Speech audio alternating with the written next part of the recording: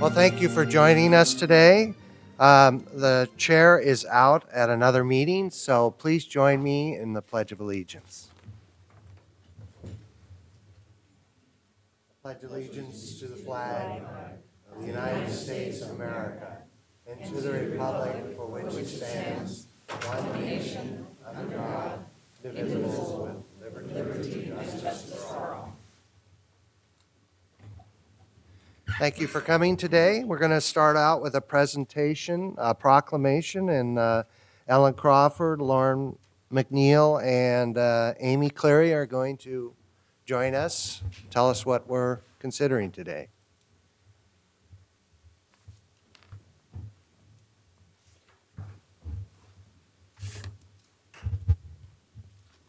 Are you starting? Yes. Thank you. Good morning, Commissioners, County Administrator, and assembled guests. I'm Lauren McNeil. I'm the Director of Clackamas County Resolution Services, and I'm here with my colleagues to talk with you and request that November be proclaimed Mediation Month in Clackamas County. I'm just going to make a couple of introductory remarks, and then I'm going to have Amy Cleary and Ellen Crawford and Matthew Hartman also describe a little bit about their specific connection to mediation. Resolution Services, as you may remember, is the new name for our department, which is comprised of Family Court Services and the formerly known Community Dispute Resolution Center. And we now provide an array of community dispute resolution and court-connected dispute resolution. Mediation is one form of dispute resolution, and we also provide facilitation and other kinds of things, including the victim-offender dialogue, about which my colleagues will describe in a minute. We are very happy and thank you for your support of mediation in general in Clackamas County and conflict resolution more broadly, as we believe that these are services that really help both increase the public safety and also create healthier communities. We're also very happy to have a number of the members of our staff, some volunteers, some interns, and advisory committee members in the audience today, and it is with all of their great contributions that we are able to do the work that we do. This is a very exciting year for us. It is our 35th anniversary. Family Court Services was founded in 1976, and in honor of that anniversary, we are having an event later on this month. A keynote speaker who is the immediate past president of the Association of Family and Conciliation Courts, which is a national organization, and he is also a former intern with Family Court Services. We also would like to call attention to the fact that since this is a promotional opportunity, we want to let you know and citizens know that our services were recently profiled in an article in Citizen News, and that piece describes the services that we provide and also profiles one of the clients who received our services, talking about specifically how it's a domestic relations mediation case and how he and his wife really wish that they had located our services long before they expended lots of time and money and emotional energy in their litigation. And so we want to let folks know that our services are available, and hopefully that folks will come in sooner in the process and be able to work things out amicably. And I think that's it. With that, I'll turn it over to who is next, Amy? So Amy Cleary. Good morning, Commissioners. Thanks for the opportunity to be here today with you and just showcase the work that we're doing and go through this proclamation process. I want to just point out briefly that the community work that we do in terms of mediation is now that it's housed with a court-connected program, we want the citizens of the county to know that we're here and remember that we're here. Because as we've moved departments, it might be a little bit harder for people to find us. So we're located on the second floor of the Public Services Building. We have a website that people can visit when they go to the county website. And the program, the number for our program for community mediation is the same as Family Court Services, which is 503-655-8415. And in our community focus, what we look at, we provide free services to residents of the county. That's important for them to know because we want them to consider accessing our services rather than going through a more traditional enforcement approach. We handle lots of things like code enforcement violations, the more minor situations, property maintenance, boundaries that people have boundary disputes typically, barking dogs. We also focus on eviction issues, so we can help people in landlord-tenant situations or in manufactured dwelling parks. There are just lots of different situations that neighbors get into out there where they're disputing something. They're either fighting with each other or there's some threat to their tenancy in their home. So we want them to come to us and explore the options that they have in resolving those situations so that they can all get their needs met. So that's the main thing. And then we're also providing youth and family mediation. We do parent-teen mediation, workplace mediation. We provide those services within the county system and also to businesses in the county. And facilitation services is becoming something that's growing for us. People are asking for facilitation services and the work that they do in groups. So we're finding that we're getting more involved in community dialogues and conversations that are going out in the community around issues that people have differences of opinion about. We give service to the CPOs, the community planning organizations, neighborhood associations, and also the villages and hamlets.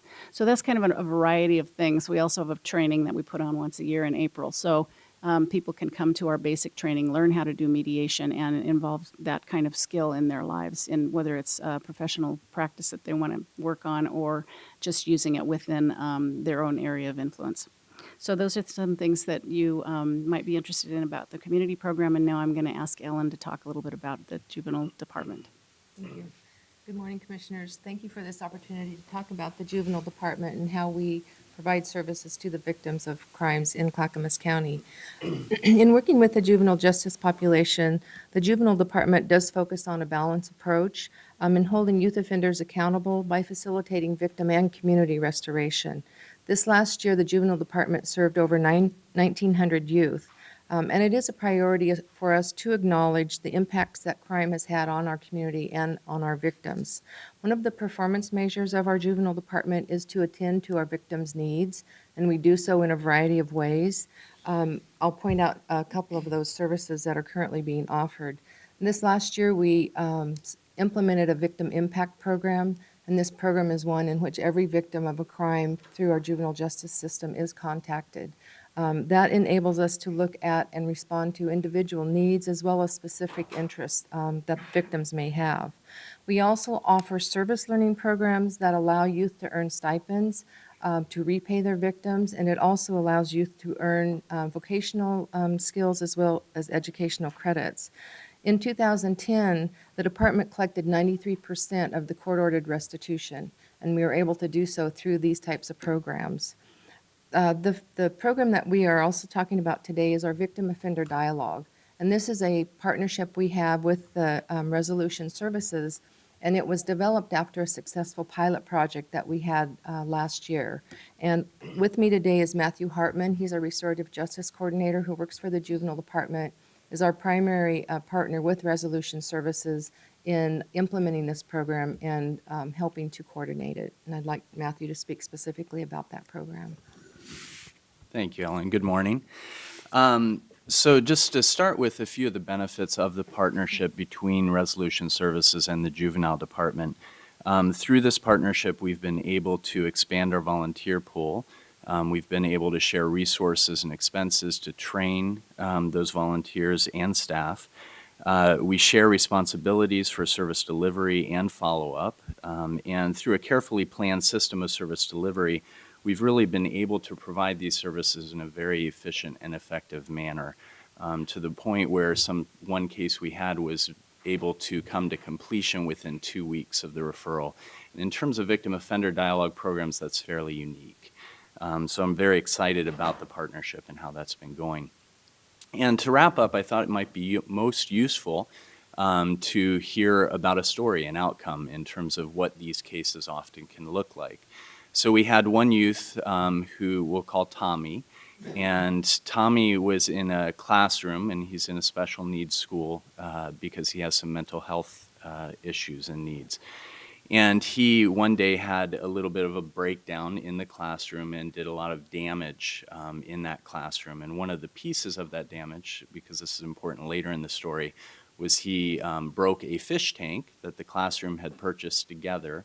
And unfortunately, those fish didn't make it through that endeavor. So that was what happened. Now, this is a youth who was unable to aid and assist in court. And so oftentimes that ties our hands in terms of holding youth meaningfully accountable. And because the school had heard about the Victim Offender Dialogue Program through our Victim Impact Program, which is the proactive outreach to victims, they were able to ask that that be a part of the services provided to them. So we were able to convene a meeting which included the teacher, the principal, class assistant, 2 youth from the classroom that were impacted by this, the youth, Tommy, his grandmother, and his great-grandmother, and able to hear from each of those participants how this incident impacted them. And most importantly, Tommy was able to hear that. And Tommy really showed up at the meeting and took responsibility and almost showed some excitement to make things right for what he had done. And so through this process, there was a lot of damage, more damage financially than Tommy would have ever been able to repay, to be honest. And the school recognized this, and so they came to an agreement where Tommy would participate in one of the service learning programs that we have called Project Payback and earn enough money to purchase the fish tank, replace the fish, and be a part of purchasing all of that and then bringing it and presenting it to the classroom as a way to make things right.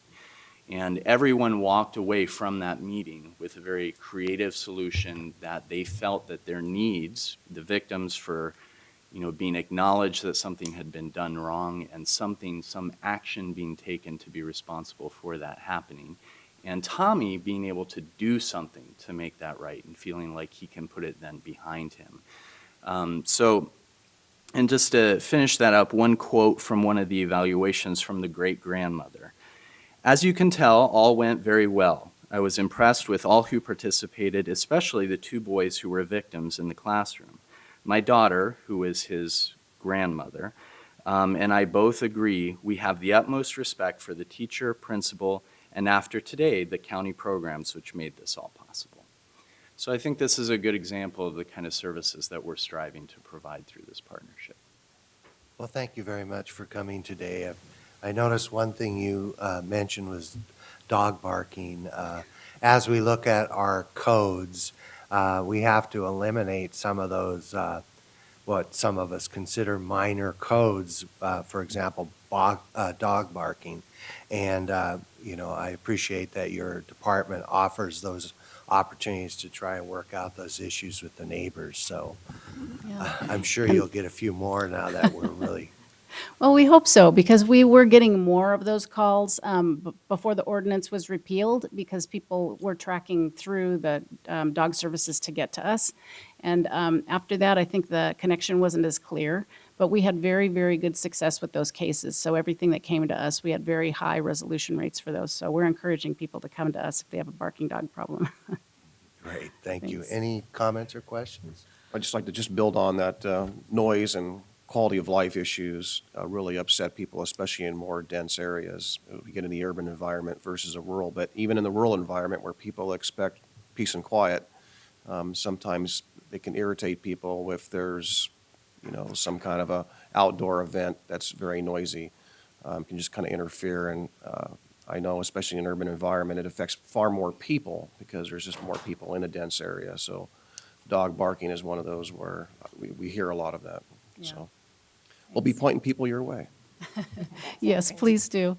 And it is maybe a little frightening or a little scary or intimidating to talk to your neighbor directly. And so if we can help soften that a little bit, we're happy to do it. But we really want to encourage people to deal with their own issues at the lowest level possible. And we can provide that opportunity for them to do that rather than go through some a little bit more of a formal process. If they start with trying to talk to one another directly, they usually get a better outcome. So, As expected, I have a few things to say. So first, I have to say how pleased and proud I am to be on this side receiving this proclamation for Mediation Month in Clackamas County. In the 90s, I served as one of the commissioners for the Oregon Dispute Resolution Commission, and at that time, we established November as Mediation Month for the state. And so it's really great to see this tradition continuing.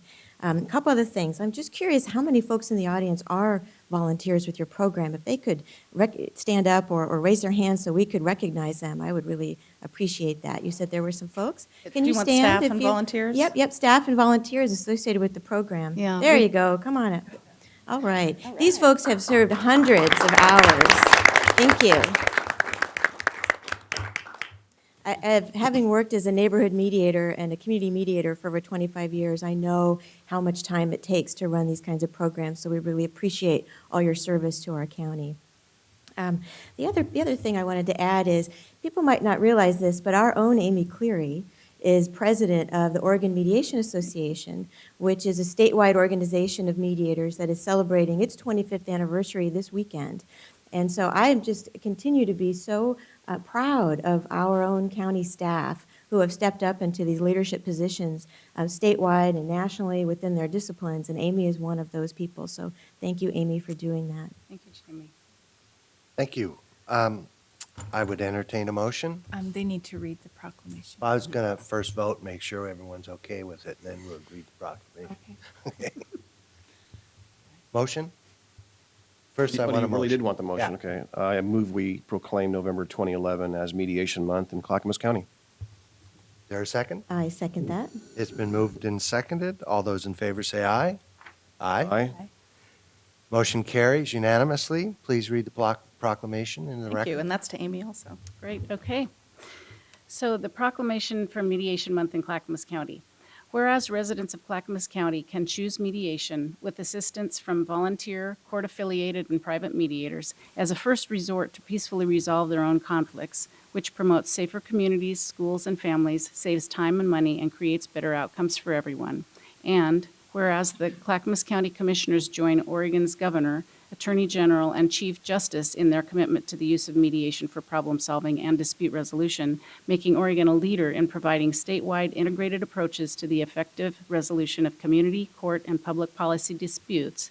And whereas a wide variety of organizations provide and support mediation and dispute resolution services to the citizens of Clackamas County, including resolution services and the Juvenile Department Victim Offender Dialogue Program.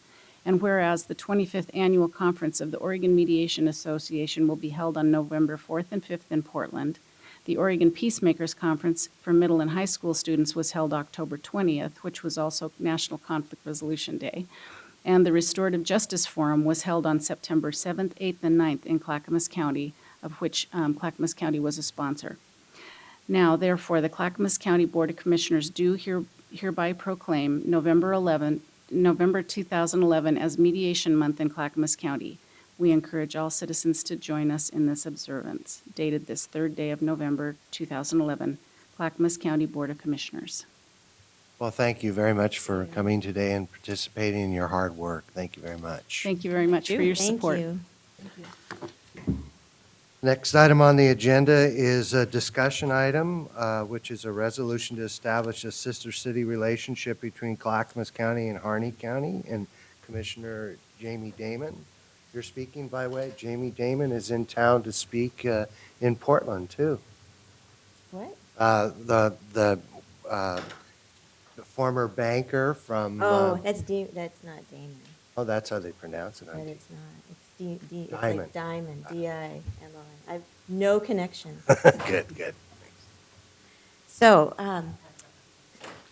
had to clarify that. So in June, when I became appointed as the commissioner, I suggested to my colleagues that we explore a sister county relationship with a very rural county in Oregon.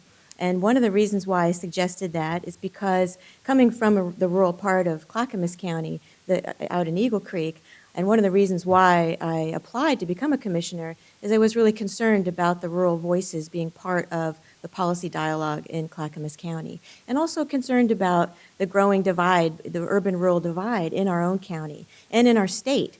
And so I thought, well, what can we do about that? And I've been working quite a bit over the last few years with folks in Harney County, and have grown to know folks over there and the issues that they've been struggling with.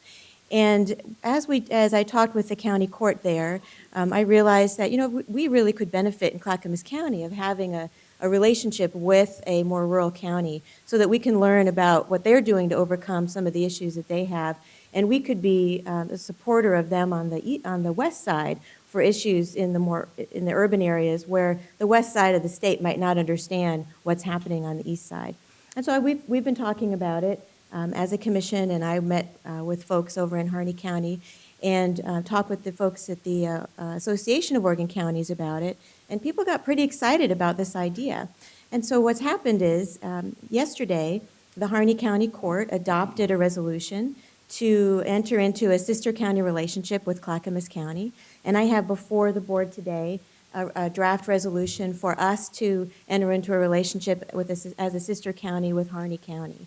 Let me share with you just a little bit about Harney County in case you're wondering, why Harney County? So Harney County is the largest rural county in the state, and we are the largest, we're on the east side, and we're the largest urban rural county in the urban area.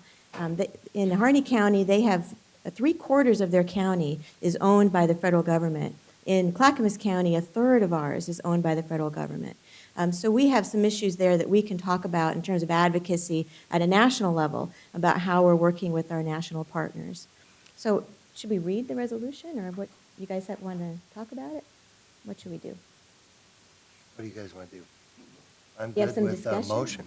Yeah. All right. I move we approve the resolution to establish a sister county relationship between Clackamas County and Harney County. Second. Any further discussion or comments? No? Okay, so I will read our resolution. You know what, Mary? I don't see our resolution here. Thank you. Okay. So I will read our resolution. Whereas Oregon is the 10th largest state by area in the United States and includes diverse geographic features such as valleys, forests, deserts, and coastline that create separate, distinct, and unique communities. And whereas the Clackamas County Board of Commissioners recognizes that the state is split by the Cascade Mountains, creating a more urban western region and a more rural eastern region. And whereas the Board of Commissioners recognizes that despite these geographic differences, each county in Oregon has similarities and is facing similar financial circumstances. And whereas in furtherance of that, the board believes a sister county affiliation will be a useful exercise to establish partnerships between the 36 Oregon counties and lead to discussions of how the diverse geography of the state affects aspects of governance and service provision. And whereas recognizing these differences as a result of the urban-rural divide will lead to larger conversations at the state level, helping to dispel some pervasive mutual misconceptions. And whereas a significant portion of Clackamas County is considered rural, and developing a relationship with another county may lead to a better understanding of the challenges rural Clackamas County residents face daily. Now therefore be it resolved that the Clackamas County Board of Commissioners wishes to establish the first sister county partnership in the state of Oregon. And be it further resolved that the Board of Commissioners will collaborate with the Association of Oregon Counties to further develop the sister county program for statewide implementation. And be it finally resolved that the Clackamas County Board of Commissioners, with mutual agreement from the Harney County Court, hereby establishes a sister county partnership with Harney County. Great. Any other questions or comments? Great. All those in favor, say aye. Aye. Opposed? Hearing none, motion carries unanimously. Congratulations on your Well, hard thank work. you.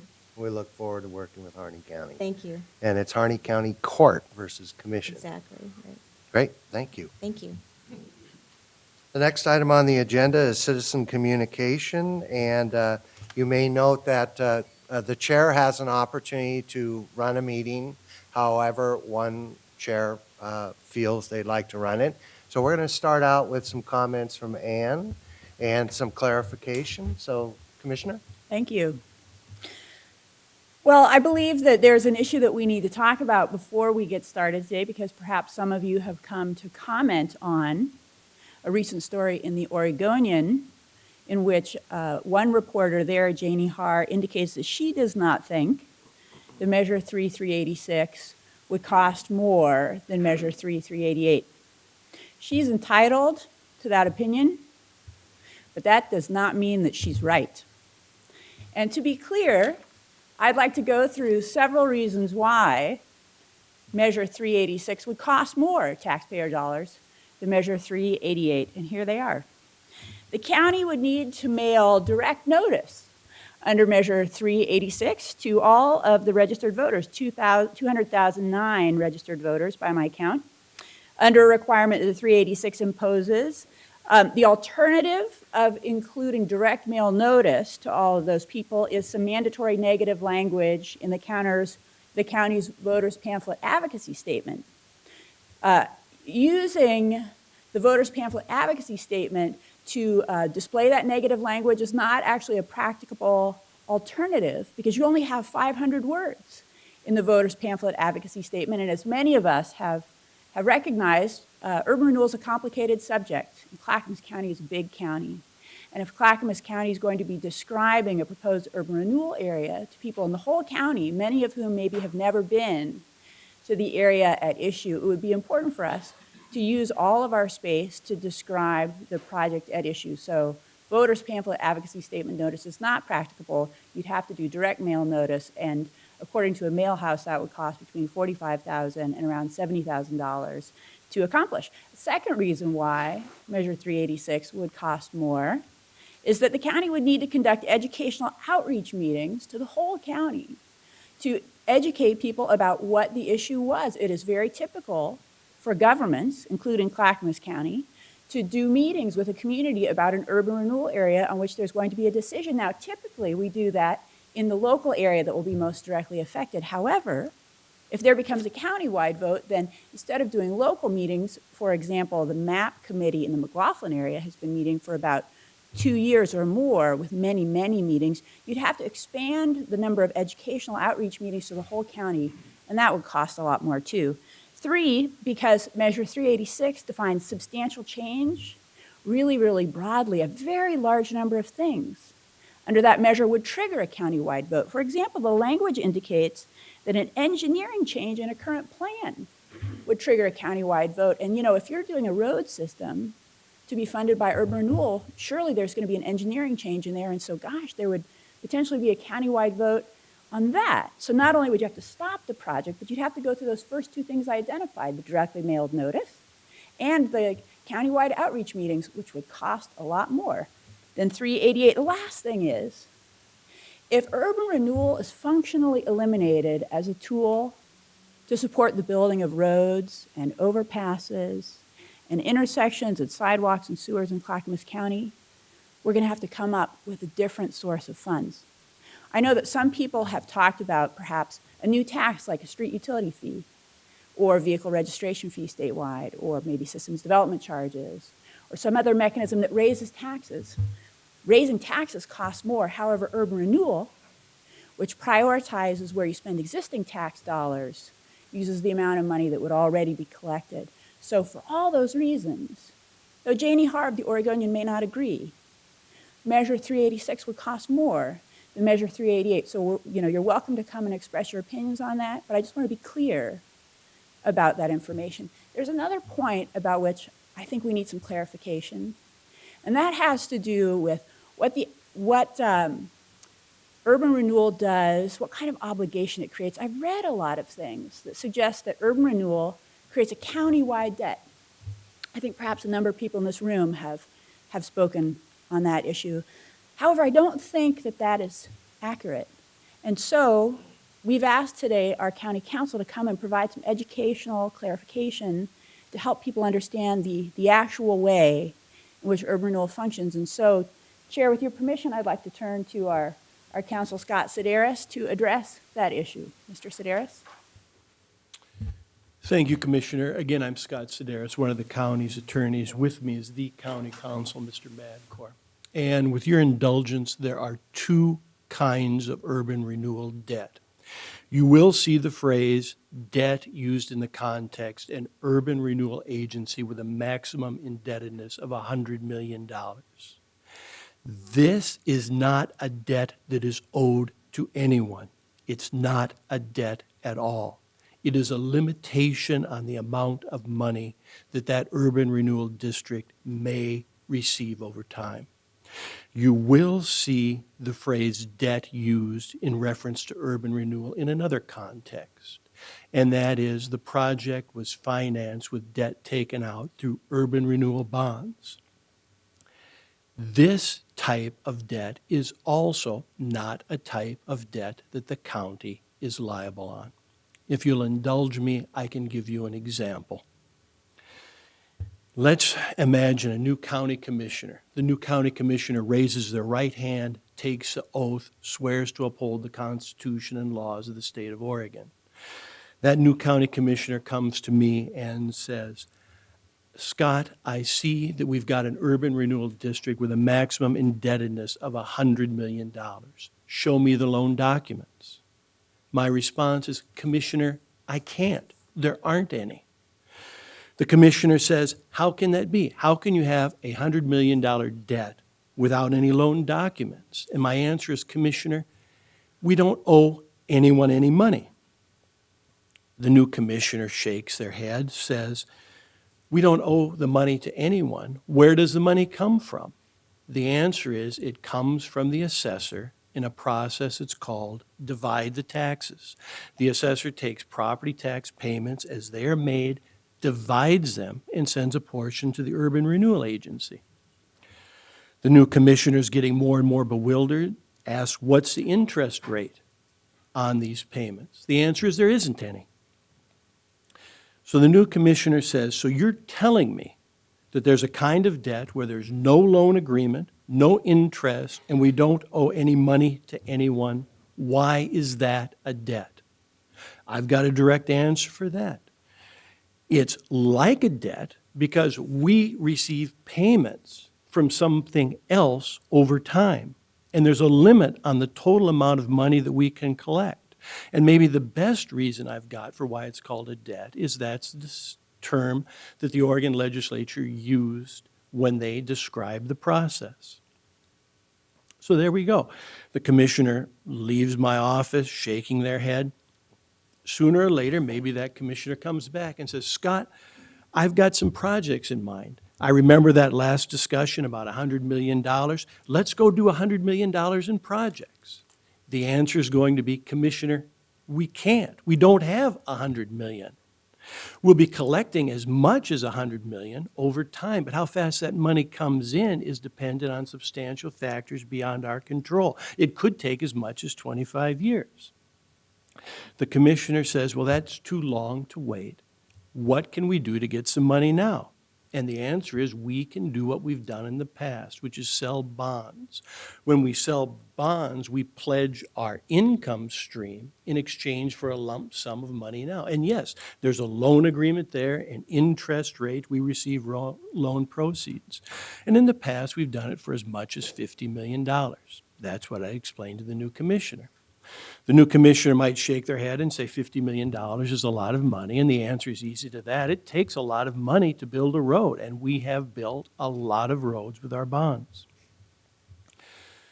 And so then the new commissioner might shake his or her head and say, well, now that I think about it, I don't know if I'm comfortable making the county liable for that much money. And the answer is very direct to that. Commissioner, it is not a liability of the county. It is a liability of the Urban Renewal Agency and its district, a different entity altogether. The next logical question the new commissioner asks is, what happens if the agency can't make its payments? Well, these loans are very carefully structured, and it's very difficult to imagine a situation we would get in where we can't make our payments because the property tax system is a very reliable, robust, and at times predictable system for bringing money in. And so we make our loans and make our commitments on the basis of our best projections. We've never defaulted or come close to defaulting on a loan.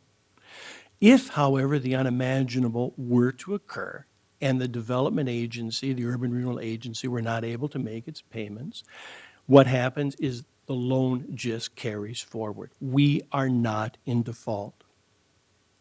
So the new commissioner could ask next, so no one's going to foreclose upon the county because of an urban renewal debt? The answer is definitely, positively, unequivocally, no.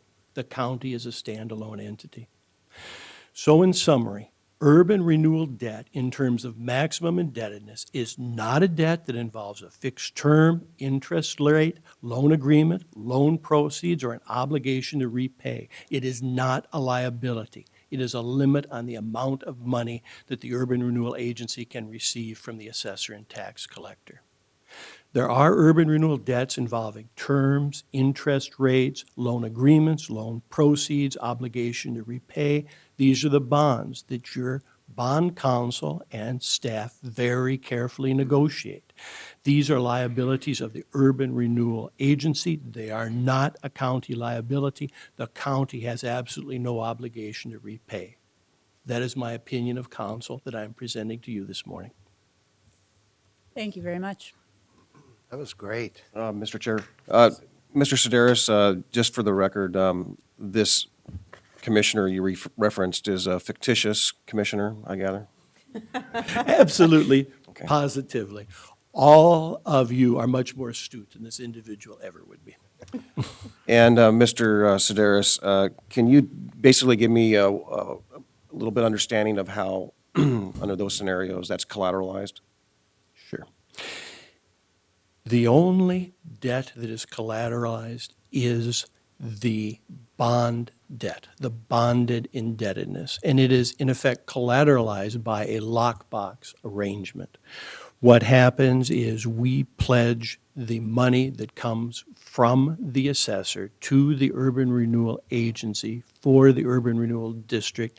In effect, that goes into a lockbox. Before we can spend the money on other projects, it goes to pay off our debt first. We are very close to paying off our largest debt, which is in the town center. We have a more minor debt with the North Clackamas revitalization area that has a longer term. Great. Any other questions? Well, we'll go to the audience then and start off with Two at a time. two at a time. Peter Watts and Ed Tromke, and Sam Gillespie and Yvonne Weir will be up after them.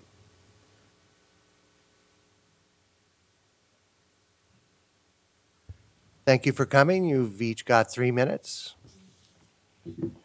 Please give us your name and address. I'm Peter Watts. My address is 13348 Fielding Road. I live in unincorporated Clackamas County. And Mr. Sedaris made, I think he made an excellent point when he said that county bond counsel very carefully negotiated the rates of bonds. And as I read Measure 3-386, it requires the county to disclose to voters the maximum amount of interest, the maximum amount of indebtedness, and the maximum years and months in the urban renewal area.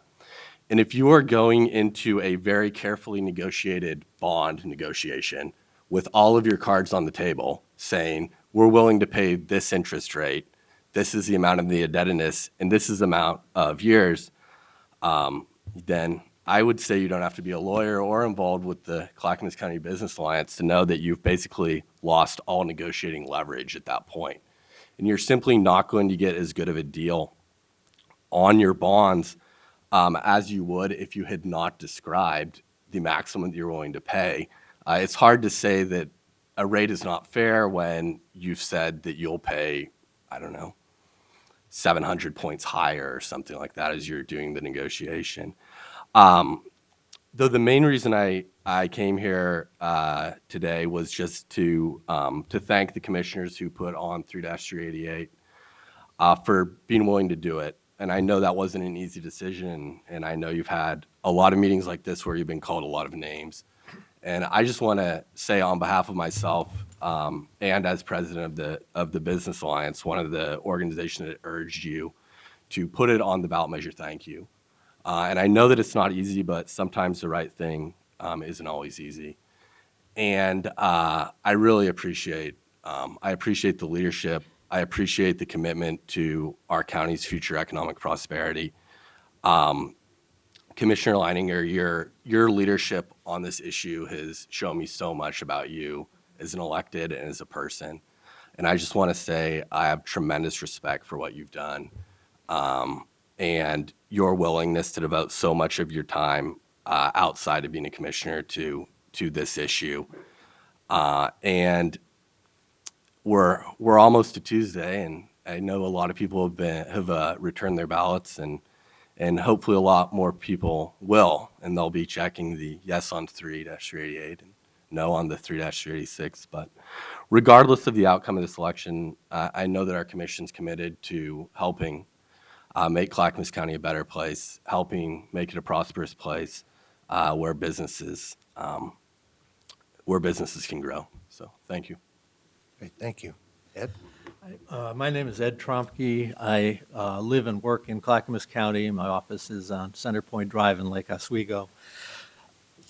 I'm also here to thank you for having the fortitude to put a competing measure on the ballot, because the initiated ballot measure was well-intended and addressed a legitimate concern of the people, but was wrong. It just doesn't do what it's supposed to do, and it interferes with the way an orderly government will work.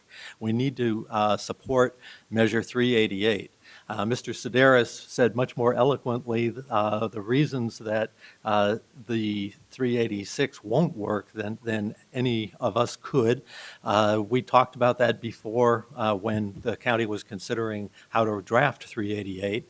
And I'm not going to go back over what we said then, but we may end up with a voter's pamphlet that says that no bonds are intended, no interest rate is known, because we're simply going to collect money for 5 years on an urban renewal district, and then we'll decide whether to build or whether to borrow. And so we'll have useless information out there at great expense. In other cases, we're going to have to react quickly, and we're going to have special elections. And in those kinds of cases, I think the Oregonians simply got it wrong. Like Commissioner Leininger has said, the Oregonians article says that there will be no extra cost in having to go out to the voters to countywide to vote on something in an immediate, critical, time-sensitive matter. We saw Wilsonville recently lose several hundred jobs and is going to continue to have a vacant piece of industrial property rather than having it productive and on the rolls as income-generating property because a group who were, rightfully, I would say, politically concerned about urban renewal, put it on the ballot, and we lost the jobs. They went to another county. We lost that revenue. And that's what we're really here about. I wear a jobs pin some of the time, as Commissioner Bernard does, because I'm concerned about jobs. People need jobs in this county, not in other counties, because the county needs the revenue as well as the people need the income. And the county needs the revenue to provide essential government services. That's what really urban renewal is all about, is providing essential government services, schools, water, sewer, transportation. But the needs for those essential government services differs by locality. And that's why the county's local control issue, local control in 388, is a good measure. It addresses local control and allows people in a locality to when we get done with this next week, I hope that everybody in this room on both sides will work together to continue to provide essential government services and to find ways to pay for them. That's really what the critical issue is. Thank you. Thank you. Sam and Yvonne?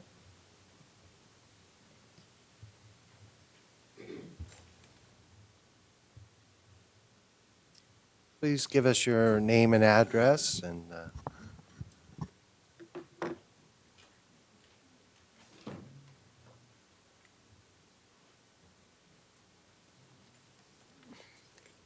Sam, you're up first. Oh, I was going to yield to her. That's fine if you'd like to do that. Please go ahead. Thank you. Good morning, Commissioners. My name is Yvonne Ware. I live in Damascus, Oregon. Advertisements against Measure 3.386 and 4.3.388 have stated that 388 is for, quote, local control, end quote. We have repeatedly been told by proponents that those who live in an affected area should be able to decide if a plan is best for their area, even if the rest of the county has to pay for it. Last week, the county staff said that those who live in an urban renewal area will only have the right to vote, quote, if the commissioners decide to give them that right, end quote, and put their area's urban renewal project up for a vote. The 1% may not even get the right to vote. This is why citizens saw the need to give themselves the right to vote, since commissioners will not always think that they should have it. Last week, the county commission also told us that all the county will pay for urban renewal projects planned for other areas of the county, and not just the 1% in an urban renewal area. Again, this is another reason why other citizens have worked to place 386 on the ballot. If you haven't voted yet, vote for 386 and against 388 so that you have the right to vote for what you will have to pay for. Your vote won't prevent urban renewal projects from taking place if you decide that they are worth the price.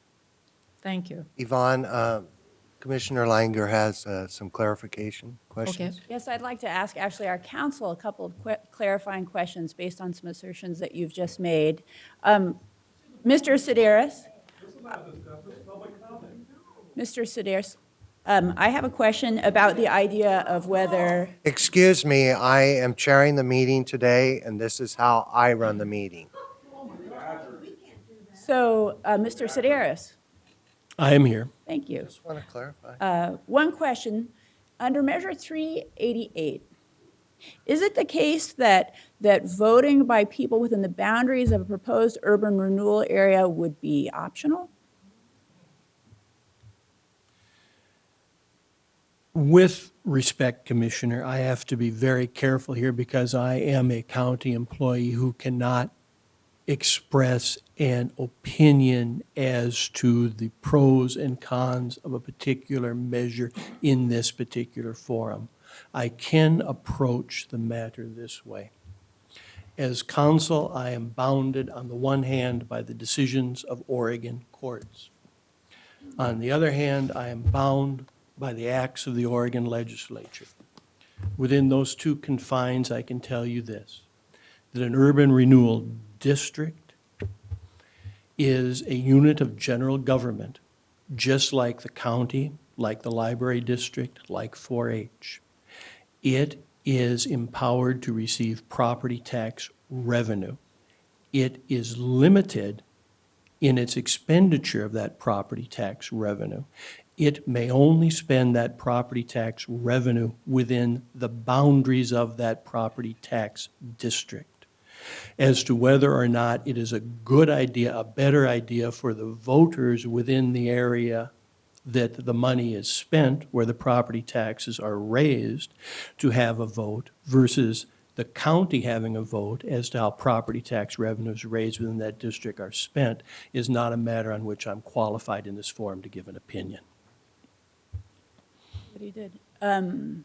So the language of 388 indicates that people within the boundaries of a proposed urban renewal area would be asked to vote were 388 to pass, just to be clear. It seems like maybe that's not what your understanding was. In addition, I believe that Mr. Sedaris just said, but perhaps you can clarify this, that only that the money that would pay for construction projects within the boundaries of an urban renewal area would be money raised within that urban renewal area. I believe that was another point on which you expressed a different view, Ms. Ware. Is that correct, Mr. Sedaris? It is absolutely correct. Thank you very much. Thank you. Thank you. Sam? Thank you. My name is Sam Gillespie, and I am the grievance director for UFCW Local 555, and I'm here today. I also am an executive board member of the Northwest Oregon Labor Council. I live in 13900 Southeast Highway 212, Unit 170, Clackamas, Oregon 97015. I'm here today to testify in support of Measure 3388. Urban renewal was created for economic enhancement and to improve the livability of a targeted area. Urban renewal funds are designed to remove temporary exempt approved projects from normal taxation. With the creation of new business and community-based projects comes desperately needed new jobs and placing both individuals and business on the tax rolls, creating prosperity to the workers and the new business ventures. How can anybody object to that? Measure 3388 has been referred by you to the Clackamas County Commission, and I appreciate your doing so. I believe that you, the county commissioners, have referred this measure to the voters of Clackamas County because you have been listening to them. Measure 338 has a competing measure on the ballot. As I understand it, whichever measure gets the most votes from the voters of Clackamas County, that will be the one that's implemented. The difference, both the urban renewal measures will require a vote of the public and in order for a project to move forward. And reading about the measure very quickly, 3386, the measure amends the county code to require voter approval to establish a new urban renewal voter plan to substantially change the existing plan. The requirement of all previously authorized urban renewal indebtedness will result in the termination of the urban renewal agency. Any continuing obligation of rights of the terminated agency will be assumed by the county. If passed, this chapter will be effective immediately. Measure 3388 requires a vote of the community of the public that will be directly affected by the project. In my opinion, Measure 3388 supports local control and allows the citizens that will be directly benefited from the project to be able to vote it up or down. Voters who do not benefit from the project, in my opinion, should not be able to kill a project. Please join me in voting yes on Clackamas County Measure 3388 and no on 3386. Thank you. Any questions? Thank you. Thank you. Next up would be Jody Parker and William Weir, and Paul Riggs will be after that, Les Poole. Thank you.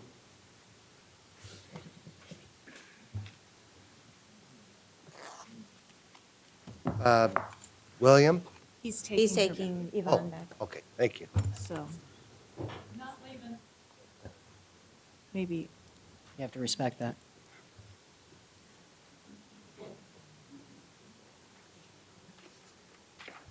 Thank you. Please give your name and address. Good morning. My name is Jody Getzler Parker.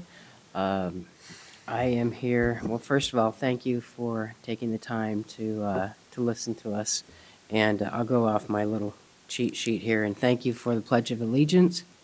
I have a love of the flag, and I just think that we need to do that in more cases, more places.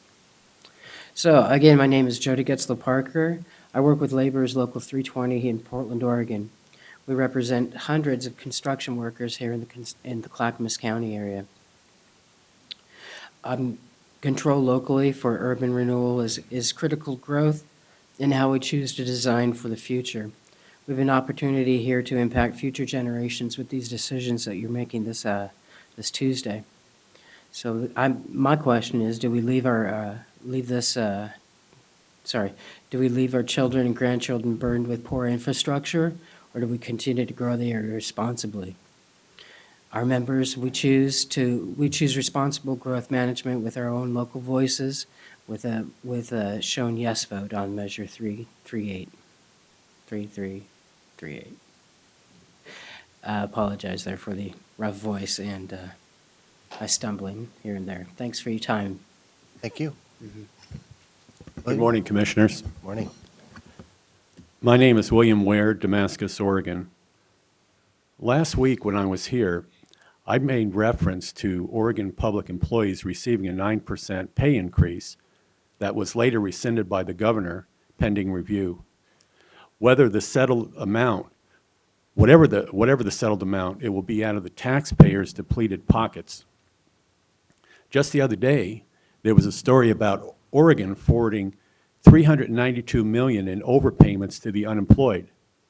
Fraud investigators are swamped. What is not collected will come out of taxpayers' used-up pockets.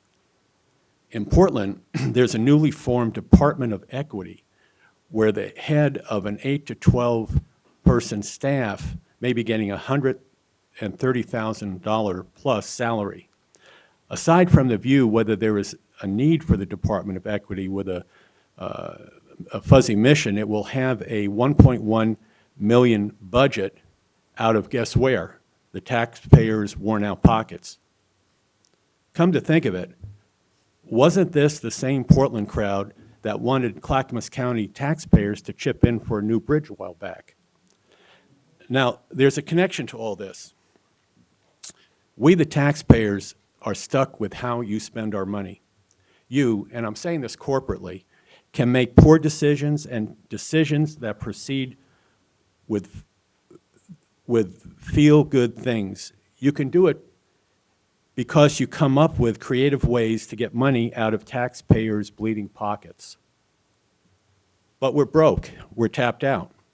I just got my property tax bill, and the value of my home is plummeting from the year before and the year before that. I know of people out of work or working part-time jobs. I've seen longtime small business owners fold up shop. And now you want even more. If your measure, 3388, is enacted over time, we will have our essential services downgraded and our quality of life threatened. Yes on 3386. Thank you. Any questions? Thank you. I actually have a comment about that. Sir, I appreciate that you don't support the Portland Department of Equity, and that's a perspective you're definitely entitled to have.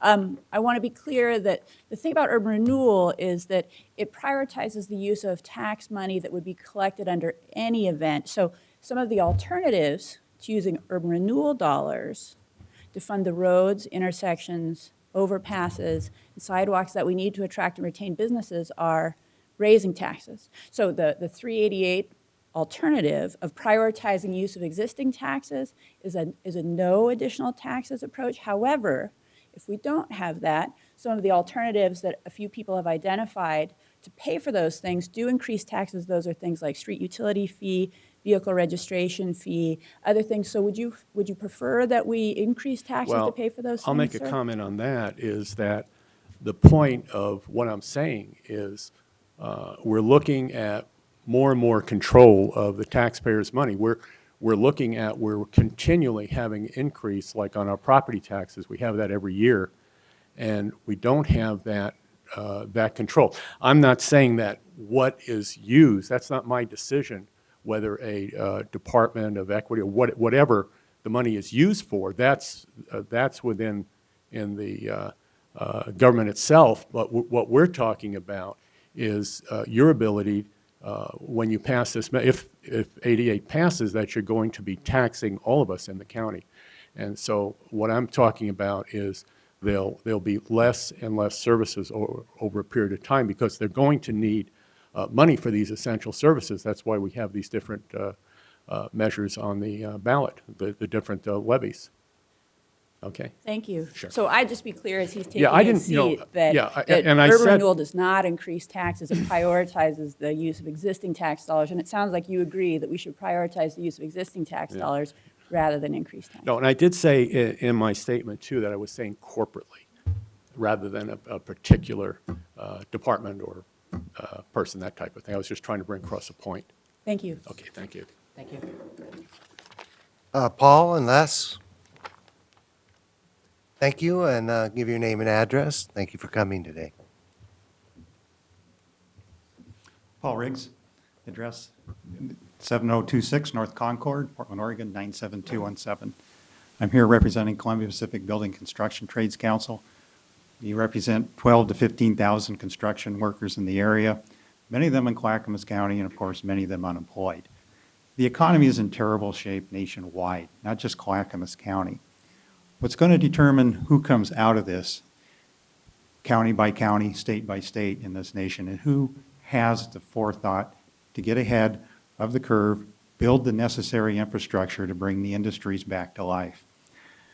Urban renewal is a good choice to do that with. The best choice, of course, is a strong, healthy revenue stream, but those just don't exist in the areas nationwide. To put a measure that affects one area on the countywide ballot, risk an area that's not going to be affected not understanding what benefit that's going to have directly to that urban renewal area. And to use it as an example of that, let's say if you put the urban renewal area that you used up at the government camp area on a countywide ballot, and let's say that the voters didn't approve it, well, that area would suffer and we would have lost what is now a booming resort area up there. And conversely, if you put it the other way to an area, a countywide vote that the urban areas didn't understand, well, there would go putting yourselves in an advantageous position right on the border of Portland in many cases. We don't like having to limit the taxes. Nobody does, and direct them in such a manner when you could use them but in other areas, but there is no healthy revenue stream, and it is the responsibility of the county commissioners to bring this area out of the slump. 3-388 is way simpler than 3-386. Might have left the number out there. But it's very important. The simplicity of putting it forward under the 3-388 is a tremendous advantage, if nothing else, in language. When you look at 86, you're going to tie yourself up. Whether the Oregonian thinks it's going to cost more or not, time is money on these construction projects. And if you're spinning your wheels and going nowhere, you're going to find yourself on the short end of the stick when the economy does come back. So we will support 3-388. Thank you. Thank you. Les? Les Poole, Milwaukee. My grandfather was the sheriff of Harney County, and Jamie didn't mention that Burns is the county seat. Yep. So if you're looking on a map, it's about the only big town over there. Les and I did not coordinate, this, nor our outfits. Only I would know such an important thing. I'm a land use specialist. I could take my 3 minutes and draw a map of the county for you and put every town in it, so I come well versed. I own property in Damascus. I've been at 17 of the last 18 meetings. I think my attendance exceeds some of those of the commissioners. So hopefully I'll be heard today. Things are being left out of the conversation. One of them is that this money that is being diverted, directed, some people call it skimmed, whatever you want to call it for urban renewal, is from property taxes that support police, fire, schools. So we've got a measure that I support, the sheriff's levy, 3378, and that's to help compensate for a shortage of funds that the sheriff's department has. I'm curious how much of that shortage is generated by the excessive use of urban renewal. I would vote for urban renewal at government camp in a minute if the opportunity occurred. The message that we're hearing here is that we're really not a united county, that it would cost way too much, according to Commissioner Leininger, to do the appropriate outreach that should occur as a natural public involvement in these issues. And most of the confusion is because the public is not being well informed about where the money is being spent. In addition, when you create an urban renewal district, there are investments made, individual projects. Beaverton creates an urban renewal district. A project is started. It's the Round. Sounds like Park Avenue to me. And what do you think happened with the Round? The project failed. Those projects within the district are often heavily subsidized by the taxpayers. Public-private partnerships, they're called. After 3 bankruptcies, the Round is now the prize of the city of Beaverton. I know that there's places where urban renewal is appropriate, and Measure 386 is really about reining in the abuses. I'll close by asking a question, and that is why? Why is it we keep hearing that we're not going to be able to build the roads without urban renewal and the important infrastructure? But the word light rail is always left out of those comments. Most of this is about light rail, and we all know that. Thank you. I actually have a question, clarifying point, I guess I'll make, and that is, are you familiar, Mr. Poole, with the resolution that the Board of County Commissioners passed the day that the Board of County Commissioners referred this 388 to the ballot? And we passed it unanimously, just to be very clear. Are you familiar with that resolution? I'm very familiar with that resolution. What does the resolution say in terms of whether or not urban renewal dollars will fund Portland-Milwaukee Light Rail? Well, I'll answer a question with a question, and that is, there have been numerous resolutions on Milwaukee Light Rail. A resolution is not a binding agreement. And frankly, closing the urban renewal district, which is long past overdue at Town Center, and then moving the money sideways to fund light rail, in my way of thinking, is still using urban renewal to fund it. And had the question that I've asked repeatedly been answered in the past, and that is, why isn't funding for the $25 million on the agenda? It's finally going to be on the agenda after the election. If we knew where that money was coming from, we wouldn't be questioning things the way we do. Well, I'd like to just, I believe your time has been used up, It is. sir, Thank you but very much. I'd like to note Thank you. that in the resolution that we passed, on the date when 388 was referred to the ballot, we provided 3 things. One is that the Clackamas Town Center Urban Renewal District levy will terminate in June 2013. Second point is no money from a new urban renewal area will be used to fund Portland-Milwaukee Light Rail. I know that a number of people continually seem to express confusion about that issue, so I want to be clear. No money from a new urban renewal area will be used to fund Portland-Milwaukee Light Rail. This vote on 388 is not a referendum on whether you like light rail. It's a referendum on whether you like jobs and roads and sidewalks and overpasses and intersections and sewers that work. So, just to be clear, thank you. Thank you. Next is Eugene Schoenheit and Fran Mazzara. And please give your name and address, and thank you for coming today.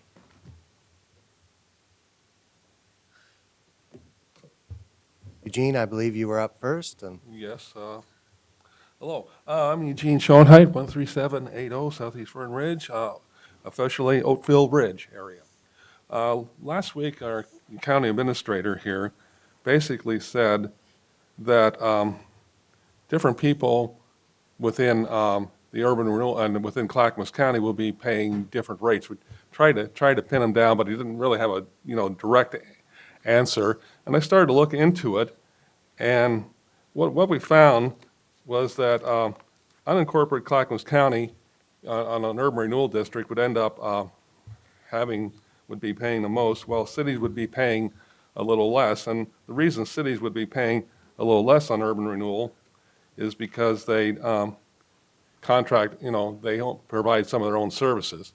Another factor on just how much people pay is property tax, and that's all based on property tax value. Also, School districts is another example. Some districts are a little bit higher, some are lower. So there's all kinds of variations across the county as to, where, who urban renewal, affects the most. Basically, everybody in the county, is going to pay for it, and they're going to pay for it out of the services to, police, fire, and schools. And that's basically where urban renewal comes from. And I guess, you try to say, oh, this doesn't cost the taxpayers anything, but it does, When you pay your property tax and you're paying, $1,800, for your school system, and you're taking a percentage of that away from the school system is losing. And, same for fire. So, it is costing people in the county. When you go into debt, it costs people in the county. And, it's, everybody in the county, has a part of this. And I say everybody, is going to be paying for this. So that's what I have. Thank you. Question? I have some questions, actually, Mr. Schoenheit. Thanks for coming in again today.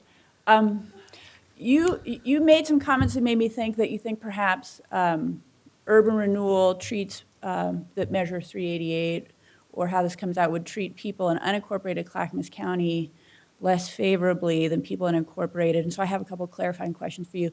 Do you know what proportion of our residents live outside of cities in Clackamas County? I believe it's 45, 55%. I'm not sure. And do you know, sir, what proportion of the urban renewal funds that are spent in Clackamas County currently are spent by the cities? I don't think you can even determine that. Well, actually, you may have been at this meeting because you come to all the meetings. Most of them. That Bob Roman, the assessor, came in recently and noted the amount of money that is spent, of urban renewal dollars spent in the county, and it sounded like about 60% of those dollars were spent by cities, though roughly 50% of the population of Clackamas County lives outside of cities. So as I see it, it seems like the people outside of cities are having a tougher go with urban renewal as it is. And interestingly, Measure 386, which would require a county-wide vote before people outside of cities could ever use urban renewal, it seems to me that that would make it even harder for people outside of cities to use the tool that people in cities may use without asking permission first. So I guess I would ask you, does it seem like that's going to treat people outside of cities more or less favorably than they are currently treated? Basically, what I'm saying is there's a variation in amounts. Also, I believe the cities can form their own urban renewal districts, without, the county. Thank you very much for your comments. Fran. My name is Fran Mazzara, 25901 East Highview Drive, Welches. I spoke last week, and very graciously, all of the local papers, including the Oregonian, printed a letter that I wrote. So my opinions on why we should vote for 388 have been well expressed. There are a number of points, though, that I would like to make today.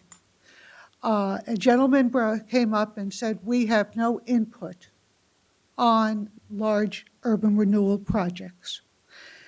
And the redevelopment of Government Camp has been repeatedly brought up.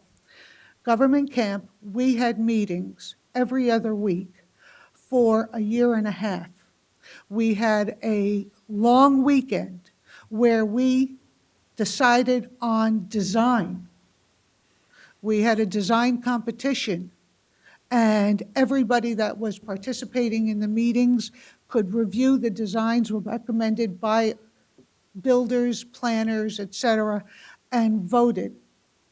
Ironically, when we had the 5 design teams present their plans, they were all identical. So it was really pretty obvious what we were going to do by design. But there is citizen input. It's up to you to get involved. At that point in time in the 80s, I lived down in the Stafford area, and I drove up to Government Camp because my land, my home up in Government Camp, where I intended to retire, was important to me.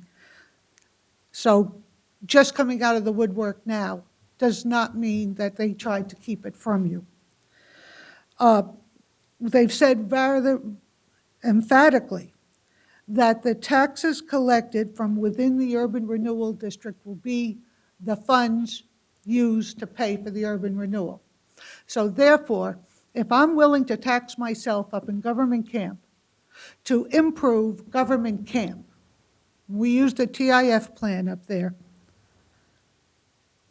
I don't feel that it has to go to the entire county to decide whether or not we can make the decision to tax ourselves. Sandy made the decision when every other tax bill went down. The citizens of Sandy and the mountain voted to raise their taxes to improve their school. We should have the right to do that. We should not have to run a county-wide campaign to be able to raise our fees for things that we feel in our community we need. The traditions of community decisions come from our heritage as Americans. I'm from the Northeast. I moved here 30 years ago. Vermont still has citizens' meetings on everything. Maybe we should go back to that. Thank you. Next up, Mike Stewart and Lynn Fox. And please give us your name and address. Lynn Fox.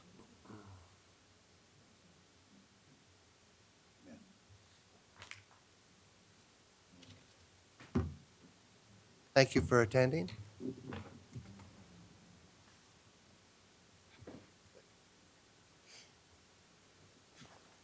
Good morning. Oh, Go right no. ahead, please, ladies No. first. Good morning. Thank you for the opportunity to speak. I came here for another reason today, not related to the election, but I really want to thank the presentation by the attorney, because if I was on the fence before, I'm not now. I'm definitely voting for 386.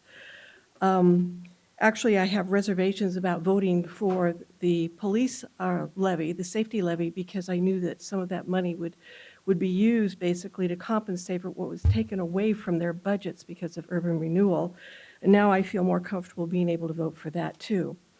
The reason I came here today is because I found out that Commissioner Lehan had a meeting, a presentation last March 21st with the Stafford Hamlet community. And she gave a presentation about the Borland Neighborhood Plan. And this is a plan that will be funded by Metro and will cost approximately $250,000. And this area is adjacent to my home. And I was never notified about the meeting, so I was a little disappointed about that. I'd like to have attended because they were talking about my community where I currently live providing services for the Borland area. I would be paying for services for the Borland area, and I hadn't been informed about that. And apparently, this is something that Commissioner Lehan is proposing.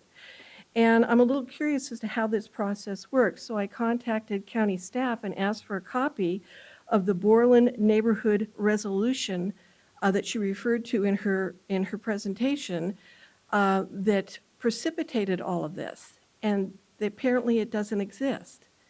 And I was hoping that through your offices, you might be able to find a copy for me of the Borland Neighborhood Association resolution inviting development of the UGB into their area and asking for a $250,000 study by Metro. Okay, actually, I'd like to clarify this. There is actually a meeting this weekend. I'm not sure what the other meeting was. There is no resolution. There is a vision statement, which I'm sure they'll have at that meeting. So the meeting is where? It's at, I believe, at Athey Creek School at 9 a.m. on Saturday morning. And goes till 11? Until noon. Until Right. noon. So that material will be available. Absolutely. The vision statement, there will be county staff there. The Stafford group called the meeting, and we're facilitating a committee to discuss that. There is actually no plan for the Borland area that the commission has reviewed or endorsed. It's simply a discussion for future discussion about how that area would proceed. So that material is available and will be available at that meeting on Well, Saturday. okay, I appreciate that, but the thing is, the 3,800 people who live in the Hidden Springs Neighborhood Association who abut the area that they're planning on developing haven't been notified. They have no idea that this is happening. And I'd like to know how we can correct that in the future, how they can be notified, because they're impacted. And I assure you that once they find out about this, they are going to make their voices heard. I'm also concerned, now that I'm here, about some issues of conflict of interest. There was a statement made earlier about by Mr. Edward Tromke from the firm of Jordan Ramus, the law firm Jordan Ramus. Jordan Ramus represents the city of West Lynn. And the elected officials of the city of West Lynn, our city council, made a decision not to support development in this area. And I'm concerned about the possibilities of urban renewals being established in this area also. Great. Thank you for coming today. Mike? Good morning. I think the Stafford Hamlet has worked real hard to try to inform people. There were advertisements in the papers of all of their, and then the calendar is published on their website also as to when there's a meeting. Just so we don't talk to one another. Sorry, I apologize. Mike Good morning. was one of the founders of the Stafford Hamlet, correct? StaffordHamlet.org.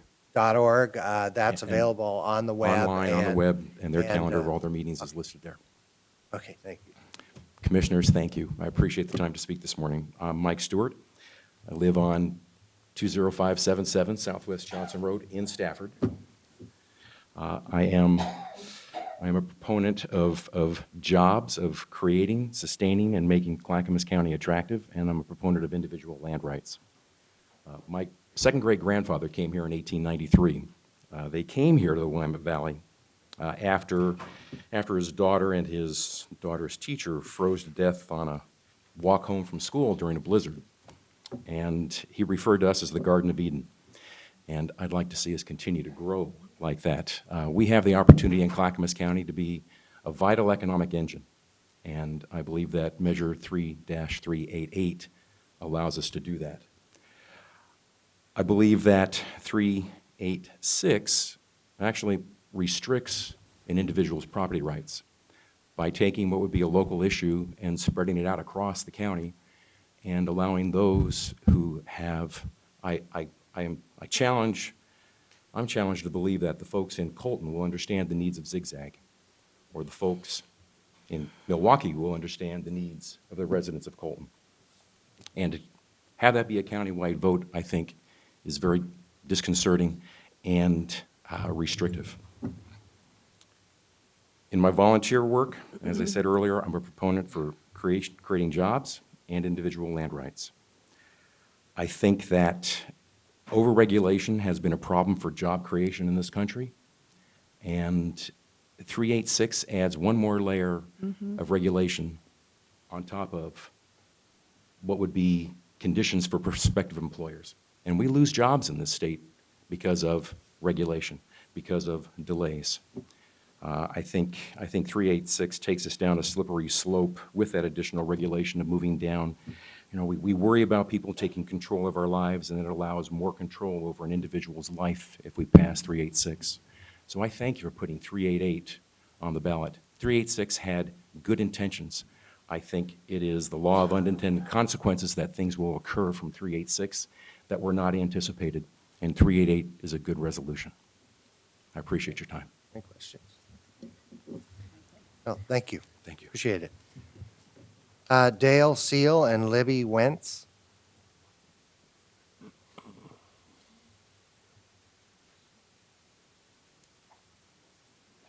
Dale? Okay, thank you. We'll wait for Dale. Thank you for coming, and give us your name and address.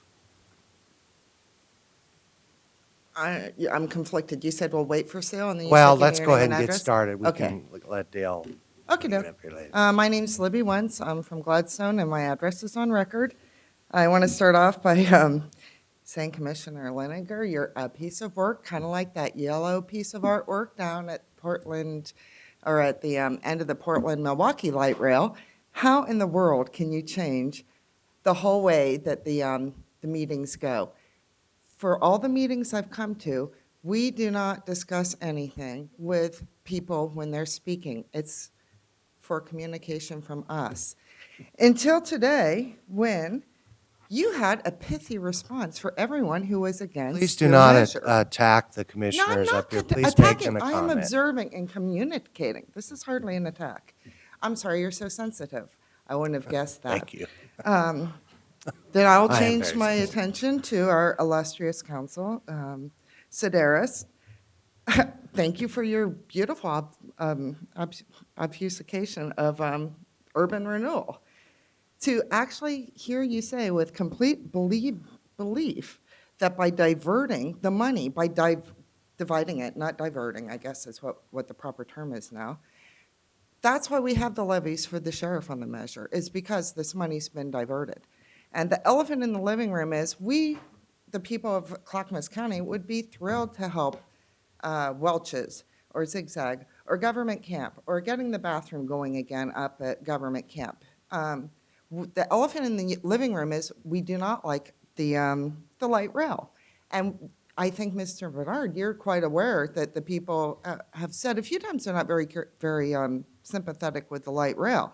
And it seems like all of the urban renewal stuff that got played around with Clackamas County went to the Green Line. And now we're finding different ways to manipulate it and pay for this crap at the end of the Portland light rail at Park Avenue. That's just insanity. You're putting up ridiculous, ugly artwork, which, the money comes from here, from there. The money all comes from us, the taxpayers, one way or another. Whether it's coming from the feds or whether it's coming from our property taxes or whether we're throwing money in a cup as we leave Clackamas County Commissioners. I grew up in South Florida. The people from New York escaped New York, came down to South Florida. And then they changed everything around. And now I watch the people from Portland escaping Portland and Multnomah to unincorporated Clackamas County and doing the same thing with light rail. Amazes me. You guys are truly amazing. It's not your job to create jobs. Unions do not create jobs. I think that I need to communicate that. Thanks for bringing all the union people in. They don't create jobs. Businesses do. And by you guys staying out of businesses' ways, we will do a lot better. And that's all I have to say. Thank you. Thank you. I would love to make a clarifier. You don't need to respond to it. No, go ahead. I'm not going to respond because that's not what we do here, but please. Let me hear your, and are they going to edit this out because the little people who do the editing with the camera Your are time's not up. supposed to edit stuff that's for or against anything? I understand you can say if you're for or against something because you're elected, but the guy editing, if he's editing your stuff, isn't he in please. violation? You're right. That's all. Did you have a clarifying question, or? I just want to be clear that on the day when the Board of County Commissioners referred Measure 388 to the ballot, we also passed a side resolution that indicated that no funds from any new urban renewal area would be used to support Portland Milwaukee Light Rail. So in case there's any confusion about that in the testimony that just happened. Dale, 1 second. Let me get one more person up here. Dick McQueen, please come up, and you'd be after Dale. Dale and Dick, please give your name and address. Thank you for coming. Dale, you're Ready? Dale Seal, 12691 Southeast 137th, Happy Valley. And here today, first, I want to commend Richard Langdon and Les for getting an article about asking the commissioners questions and being able to expect an answer. I think that's really good. That was in, I believe, the Clackamas County Review. I also want to commend the Oregonian for the PolitiFact that came out yesterday. This is very courageous for the Oregonian to do this. We had some people say that this is really giving them hope that they're willing to reconsider their initial recommendation that the voters support the 388. And I think they're starting to get a second look, as is some of the other media that initially supported this. So I want to commend them. Last week I mentioned a website. It was the save-oakgrove.com website. If you have trouble finding that, go to ORTEM, O-R-T-E-M. It's Metro spelled backwards, and it has a link to saveoakgrove.com, where you will find some very good resources. One is a map of says the commissioner's scam versus the people's measure, and the people worked very hard, sacrificed, volunteered lots of their summer to put this on the ballot. We had to get 12,000 signatures to overcome the groups like Our Oregon and Onward Oregon, which, by the way, Onward Oregon is not from Clackamas, but nevertheless, we had to work extra hard to get extra signatures because of the casualty rate when they're thrown out. So anyway, or go to Save Oak Grove and you can find a list of all the donors to the commissioner's measure. 64, as of last week, 64% were outside of Clackamas County. Most of those, I believe, were from Portland, and it tells you who has to gain from this local measure, and it's not just from, I know there's groups like Pioneer Pump that, but I want to know about all the other businesses outside in Canby and Clackamas County that don't receive urban renewal dollars. Are we to expect that every single business has to line up to get handouts? And especially when our sheriffs are having to go hat in hand to the taxpayers to ask for a renewed levy. When we're giving out handouts to businesses that may or may not create jobs in Clackamas County, they may be from Portland, in fact, why are we putting our sheriffs in this position? Of course we want our sheriffs to be well funded. We don't want deputies to be laid off, but not when we're dealing with groups like developers coming around, lining up. And real quickly, I've been getting these glossy flyers in the mail there, and it's in the top, it says, require local vote on urban renewal. And I'm asking myself, why is that title on these glossy mailers when a Judge Maurer, and by the way, this will be posted on save-oakgrove.com tomorrow, Judge Maurer said that the commissioner's measure did not comply with ORS 250-035 because it was misleading by saying it was a local vote. Please go to Save Oak Grove tomorrow and read about how this was misleading to the voters. Thank you. Thank you, Dick. Most of our nation's founders didn't believe individual citizens should govern themselves directly through popular elections. They did construct our Constitution such that it allows states, including Oregon, to do so in some cases. We've elected a board of commissioners by popular vote. Though this system of campaigning has many flaws, I believe it has largely reflected the opinions of our citizens. If too much influence is exercised by any groups, elections for commissioners should work as a corrective if voters are paying close attention. Campaigns in which we elect officials by popular vote are often seriously flawed, but these seem to be the best means humans have so far devised in self-government of large masses of citizens, including the nearly 1/3 million in Clackamas County. The carefully considered decisions of our elected representatives shouldn't then be individually thrown back into the arena of public campaigns, which tend to oversimplify the elements of representative governance. This is happening in the present case as a well-organized group objects to some of the decisions of our commissioners and is forced to popular vote, not on the tenure of the commissioners, but on a specific type of decision. That competing measure 388 has been put before us in support of the commissioners doesn't change this, but helps level the playing field. Our current culture, which emphasizes materialistic self-indulgence and personal entertainment, effectively robs us of the attention needed for popular self-government. Since in the rush of campaigning about 386 and 388, neither side seems to put the issues completely and clearly before us, I find most of us engaging as volunteers on both sides just throw out sound bites and campaign slogans back and forth. This is typical in campaigns based on popular elections. I'm not in a position to understand all the ramifications of these measures. Statements by public officials today show why this is so. So I must decide whom to trust. Our 5 commissioners, all 5, for whatever reasons, but I believe largely out of commitment to public service, sacrificed their lives and the lives of their families to devote themselves to public concerns. They are intelligent, competent, and well-informed, well-intentioned. They have used their positions of authority to carefully study matters of concern to the county and its residents. I trust them to have worked through the actual details of 386 and 388 sufficiently. It does make me a bit nervous when government and business agree, but in this case, I think I can go with it. Next May, I will join in campaigning for or against candidates for the Board of Commissioners based on their performance in office and demonstrated capabilities.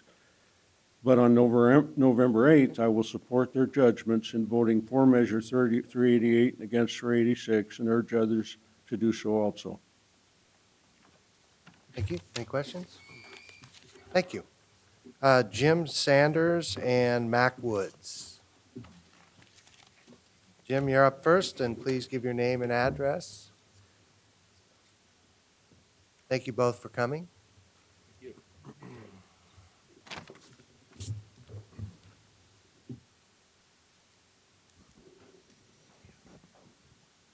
Jim Sanders, 8725 Southeast 28th Avenue, Milwaukee. I actually like the new forum. It's, we get a little banter back and forth because it's been beat into us in the past meetings that, that's not the case. But I like it. It's good. It's the way it should be. On October 14th, I got a call from the governor's office. A really nice lady informed me that she was a personal assistant, and I had called an alarming number of times with concerns about what was going on in Clackamas County. She said for me to put it in writing, and she would get it into the right hands. I said, no problem. I started by talking about the citizens measure, how we got over 11,000 signatures to get it on the ballot, just so we could possibly have a tiny bit of say in where our money was spent. I also talked about how the commissioners put their ballot or put their measure on the ballot to deliberately confuse the voters and how they were caught on tape laughing because theirs is going to trump ours. I used words like inexcusable, disgusting, and unethical. Yes. I also touched on the fact that Milwaukee City Council is on the hook for $5 million that they do not have. Also the fact that Clackamas County is contractually obligated for $25 million, which they do not have. And now that this is a whole different changed forum, my question is, where's the money coming from? You've made many statements saying it's not coming out of urban renewal. That's fine, we get it. Then where is it coming from? That's the question. It's very simple. Where is the money coming from? That's all we really need to know. You guys are so afraid of a vote that it's laughable. And the PolitiFact, in my mind, I thought it was interesting in the fact that all your flyers and all your signs that are all over the place now basically aren't true. All she said was, the woman at the Oregonian said that you guys failed to prove your point. That's all you really had to do was prove it, and she felt that you didn't. And campaigning at this forum is basically, I feel, appalling. I really, truly do, because it sounds kind of like this. Thank you. Mac? Mac Woods, 11677 South Maxburg Road, Canby, Oregon. Beautiful downtown Canby is not where I live. I live out in the country. I'm a taxpayer property owner. I pay a lot of taxes, business and personal. Here's where you're missing the boat. I use that expression because I'm a retired sailor, veteran, after over 20 years. I understand it. I get it. Most veterans do get it. We understand. Where you're missing the boat is when you see these votes counted in a few days, you're going to be in for a big surprise. I say this because us veterans listen to what goes out here on the internet. You don't get it. Not the gentleman over here talks about, we get the money from the county assessor. Well, there's no big eagle flies over and drops a bucket of money on that assessor's office. It comes from us, the taxpayers. Let's just nail it right down. Gentlemen, it's coming from us. You should say it's coming from you, not the assessor's office, it's us. Let's get it right. I'm a veteran. The Clackamas County Sheriff's Office has many veterans that are working as officers. They use them because they know they have good common sense. They are respected. They understand it. They get it. Sheriff Craig understands it. And when you shortchange him where he can't do his job, that bothers us. They're out there protecting us. They put their life on the line every day and night. And you want to shortchange them. Gentlemen, come on, wake up. And the veterans, I'm talking about American Legion, these kind of people, we're putting out the word. In case you don't know what a veteran is, I'll tell you right here, short and sweet, because I'm running out of time. The veteran. It is the veteran, not the reporter, who has given us the freedom of the press. It's the veteran, not the poet, who has given us freedom of speech. It's the veteran, not the campus organizer, who has given us the freedom to demonstrate.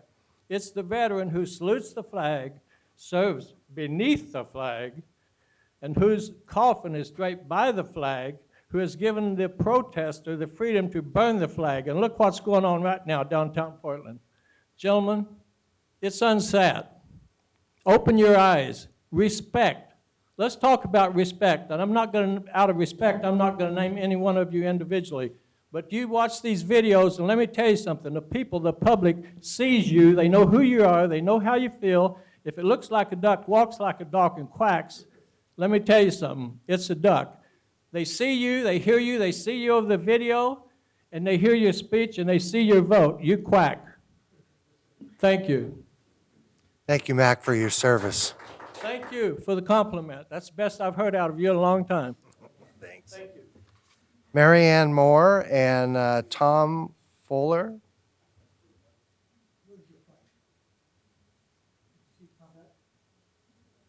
Thank you for coming today.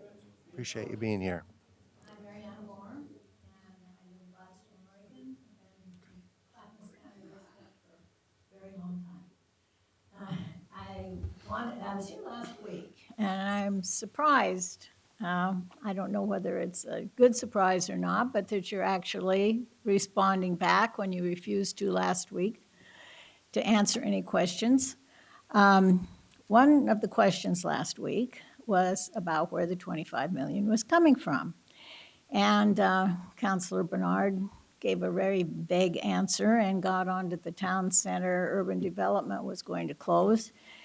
But that money's not supposed to be coming back to fund the light rail. It's supposed to be going back to where they distributed it from to begin with, which would include the sheriff's department, in my understanding.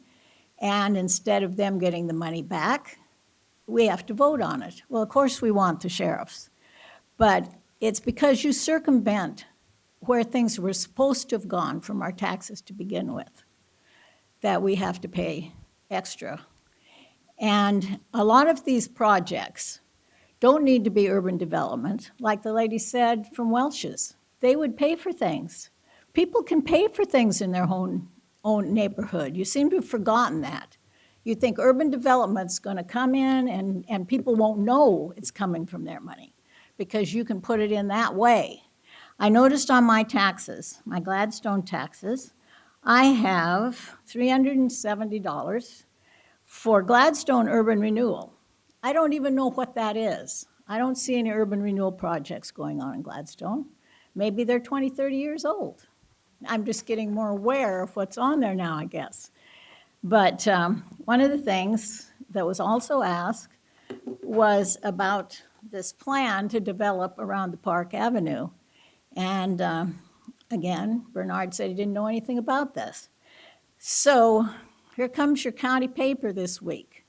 It says right on it, the 2-year update process covers all forms of transportation in unincorporated Clackamas County, including roads, transit, walking, bicycling, railing, air, and the TSP is required of all Oregon cities and counties. It identifies the system of transportation facilities and services to meet community needs over the next 20 years and to complement regional transportation plans. And you're having a meeting, and there's a little map. It's already showing what you're planning right at the station. But on the internet, you can look at the plans they've got for the whole area up to Concord Road, and it's massive. And I don't know if you're going to cover that at your meeting, but it certainly is out there, and somebody has spent the money for these studies and to make these up. And I'd like to know where that money's come from.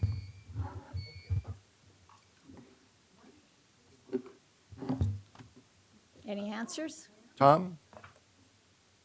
Actually, we're writing down your questions, and actually, in the future, if you present us written questions, assuming they are answerable, we will get back to you in a written form. We have your name and number, and we are writing down any questions, and we'll try to get back to you.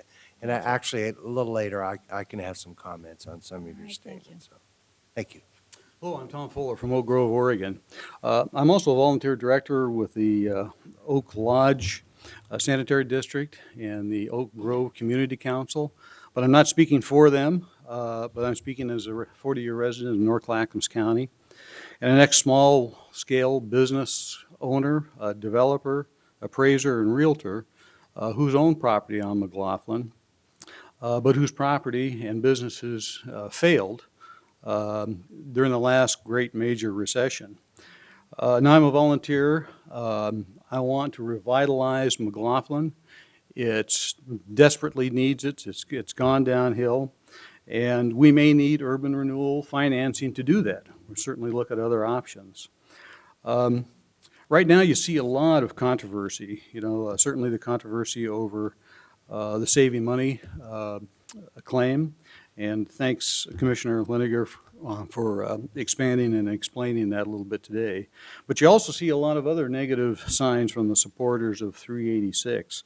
I've seen things that indicate that there's rigged elections, huge county debts, and that I'm a racketeer because I support 388. It's as if the county doesn't have to balance their budget and live within their means. They do. They're elected officials. We put them there to do that. But here's what I think is the most important point, is that 386 is a move that would probably kill an important, if not perfect, financing tool in Clackamas County. And this is a tool that can and has proven that it can be used to help create jobs and grow our economy by making selective, needed improvements in an area if it's done right. And believe me, our community in North Clackamas County, and Paul Savas is one of those residents, will make sure that this thing is done right if it's utilized. Passage of 386 would be the worst time and worst measure for Clackamas County.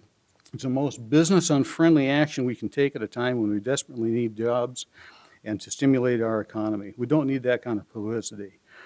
I thank the commissioners for putting 388 on the ballot. I'd rather that you actually keep urban renewal decisions in your stead because we elect you to do that. But 388 is by far the fairer of the two ballot measures. So I urge the citizens out there to look at the logic, the rationale, the wide variety of supporters for 388 in the ballot books. Look at the editorials from Clackamas Review and the Oregonian. And I think that you'll come to the conclusion that a vote against 386 and for 388 and the sheriff's levy is the right decision to make. And I just might add that I'm a Navy veteran and I get it. Thank you.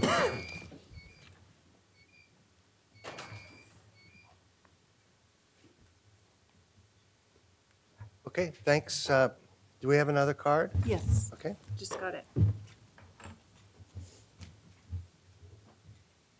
So we have Herb and Cindy. Please join us and give your name and address. Thank you both for coming.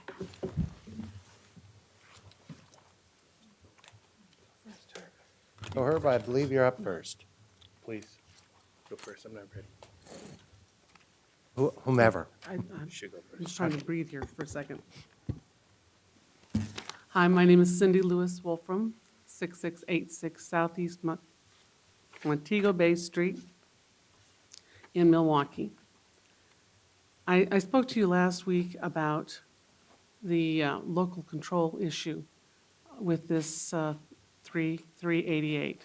And I support 3388 because it gives more control to the local area covered by the urban renewal.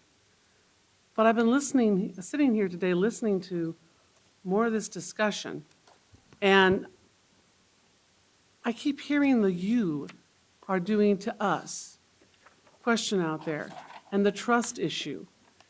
And it's starting to really get to me that we as neighbors are not trusting each other. We need to take time to listen and look at both of these issues. Look at what 386 would do and look at what 388 would do. There is so much support throughout the business community. Right now, jobs have got to be our number one issue for anything that comes from the county or from the citizens. And the business community is supporting 3388, as I do. There's got to be a reason for that. And because the business community is in disagreement with the supporters of 3386, they're being called brigands, and I think I heard racketeers today. Whatever it is, it's not a way to go about doing the business of our county between us. I keep hearing our money, it's our money. Well, I don't like the way that 3386 would spend some of my money, and some of my money is that our money. I appreciate that the supporters of 3386 are very forceful in their efforts to get their measure passed. But please don't try and speak for me. I too am a veteran, a Vietnam era vet, and this vet gets it too. What we spoke up, what we fought for was to give everyone the freedom of speech and choice, and to let our elected officials do what they were elected to do. I believe that the local control offered by 3388 and the ability to bring more jobs to our county is a good enough reason to trust that issue. Whether or not you trust the people that proposed it, look at the issue. I trust our county commissioners, all 5 of them, to do a job that they were elected to do. And I thank you for having the patience and the good judgment to listen to all of us. All of us. Thank you, Herb. Name and address? Hi, my name is Herb. Thank you for the privilege of allowing me to speak here today. What was your address? I don't know if we have it. 8800 Southeast Sunnyside Road, it's on file. Okay, thank you. Let's talk about business organizations that use business in their title but are not businesses. As you know, Mr. Bernard, you are one of the board of directors of the Alliance, I believe it is, right? Group, the Business Alliance Group, Clackamas, is that the one? Clackamas County Business Alliance? Is that I correct? am a board member. Right. Yes, I am. So what this young lady speaks about, this gentlelady here next to me, is that we're supposed to trust you. And she thinks that somehow 3-388 is really the trustworthy one, that it gives the trust to you. Now, the question is, why is there the lack of trust? Take you, Ms. Damon. We've given you a free pass on a lot of stuff because when this stuff was going down a long time ago, you were not around.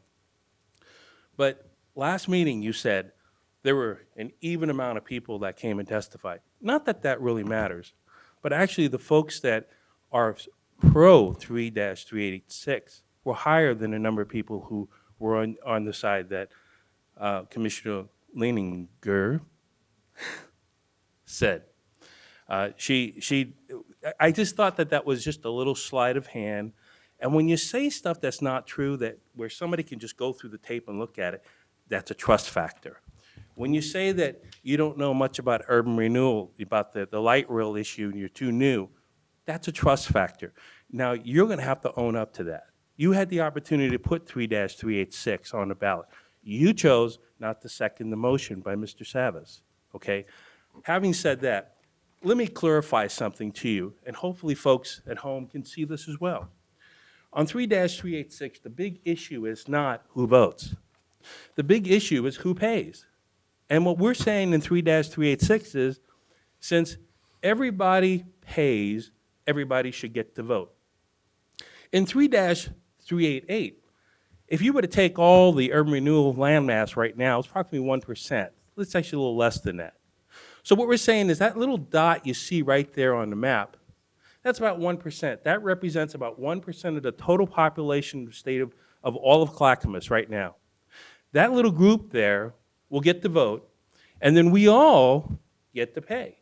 I fail to understand how that's going to create trust.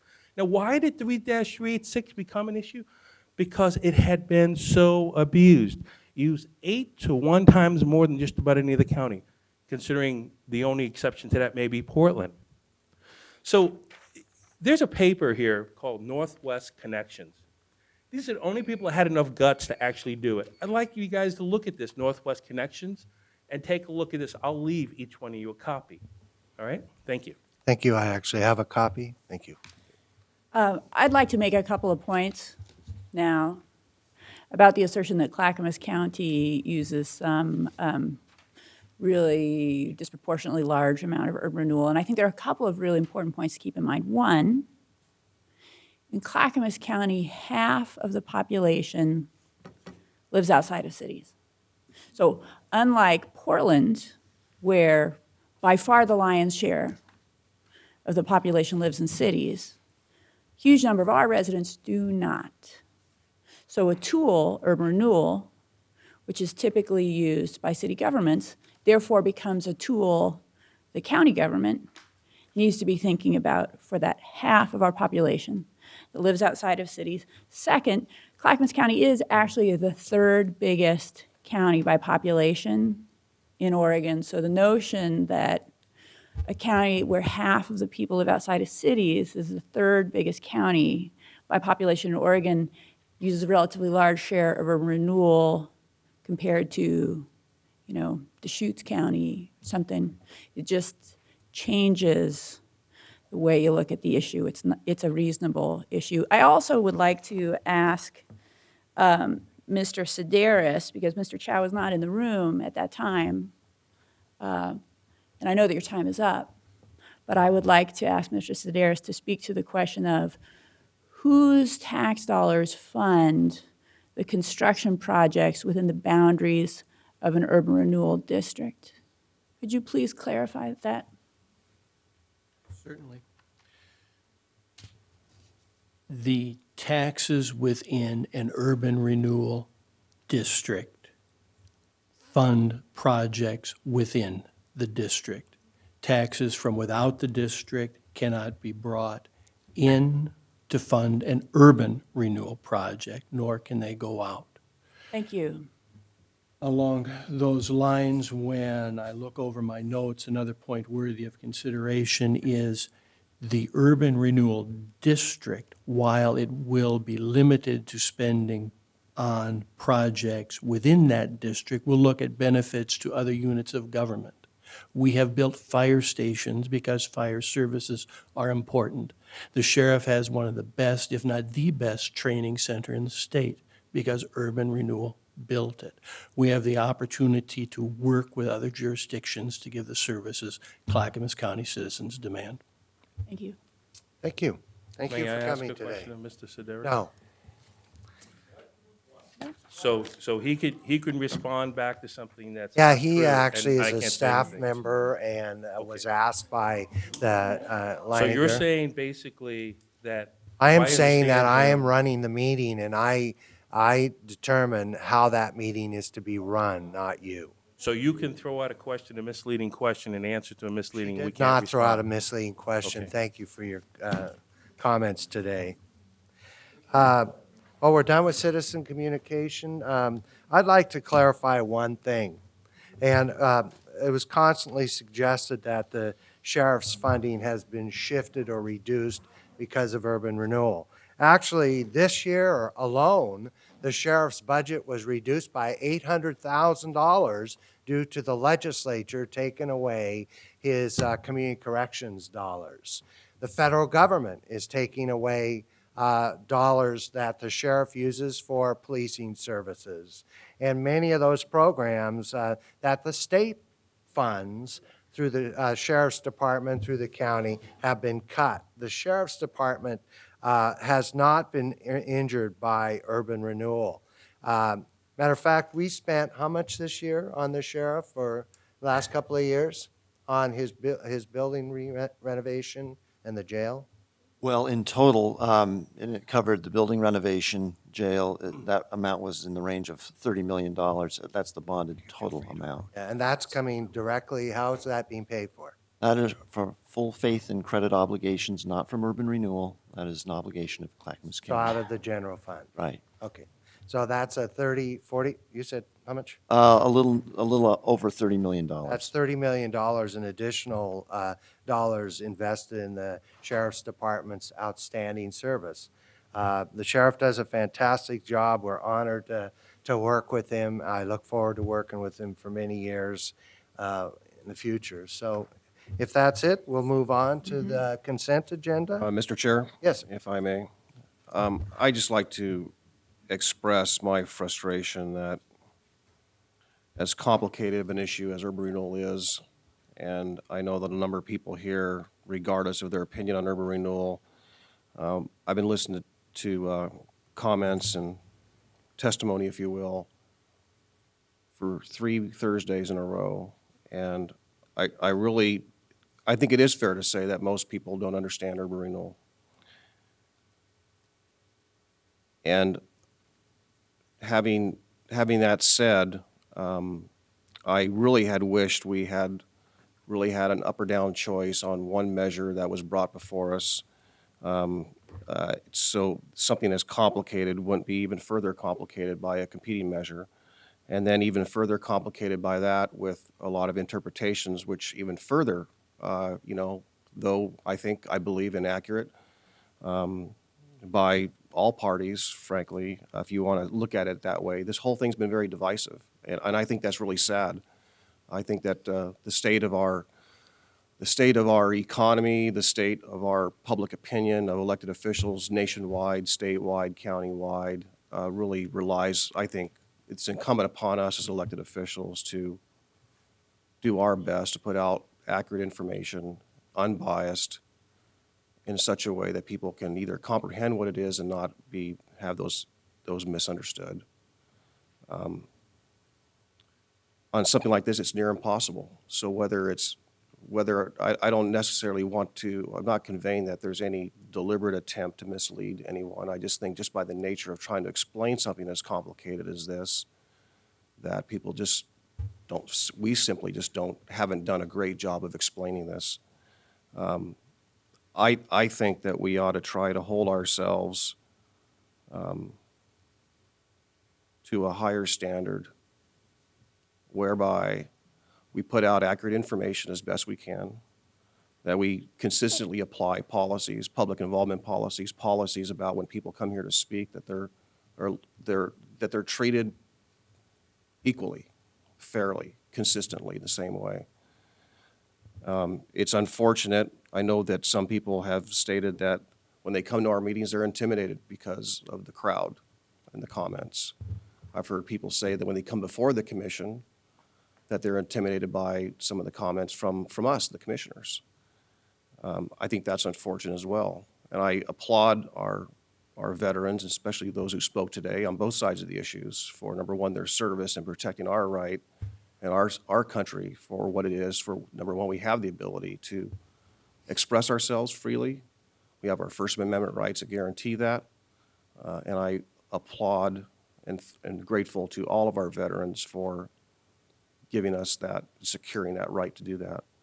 And I would like to hold ourselves, the county commission, the county commissioners, government, at a higher standard of trying to be objective, fair, accurate as best as possible, and not to be divisive.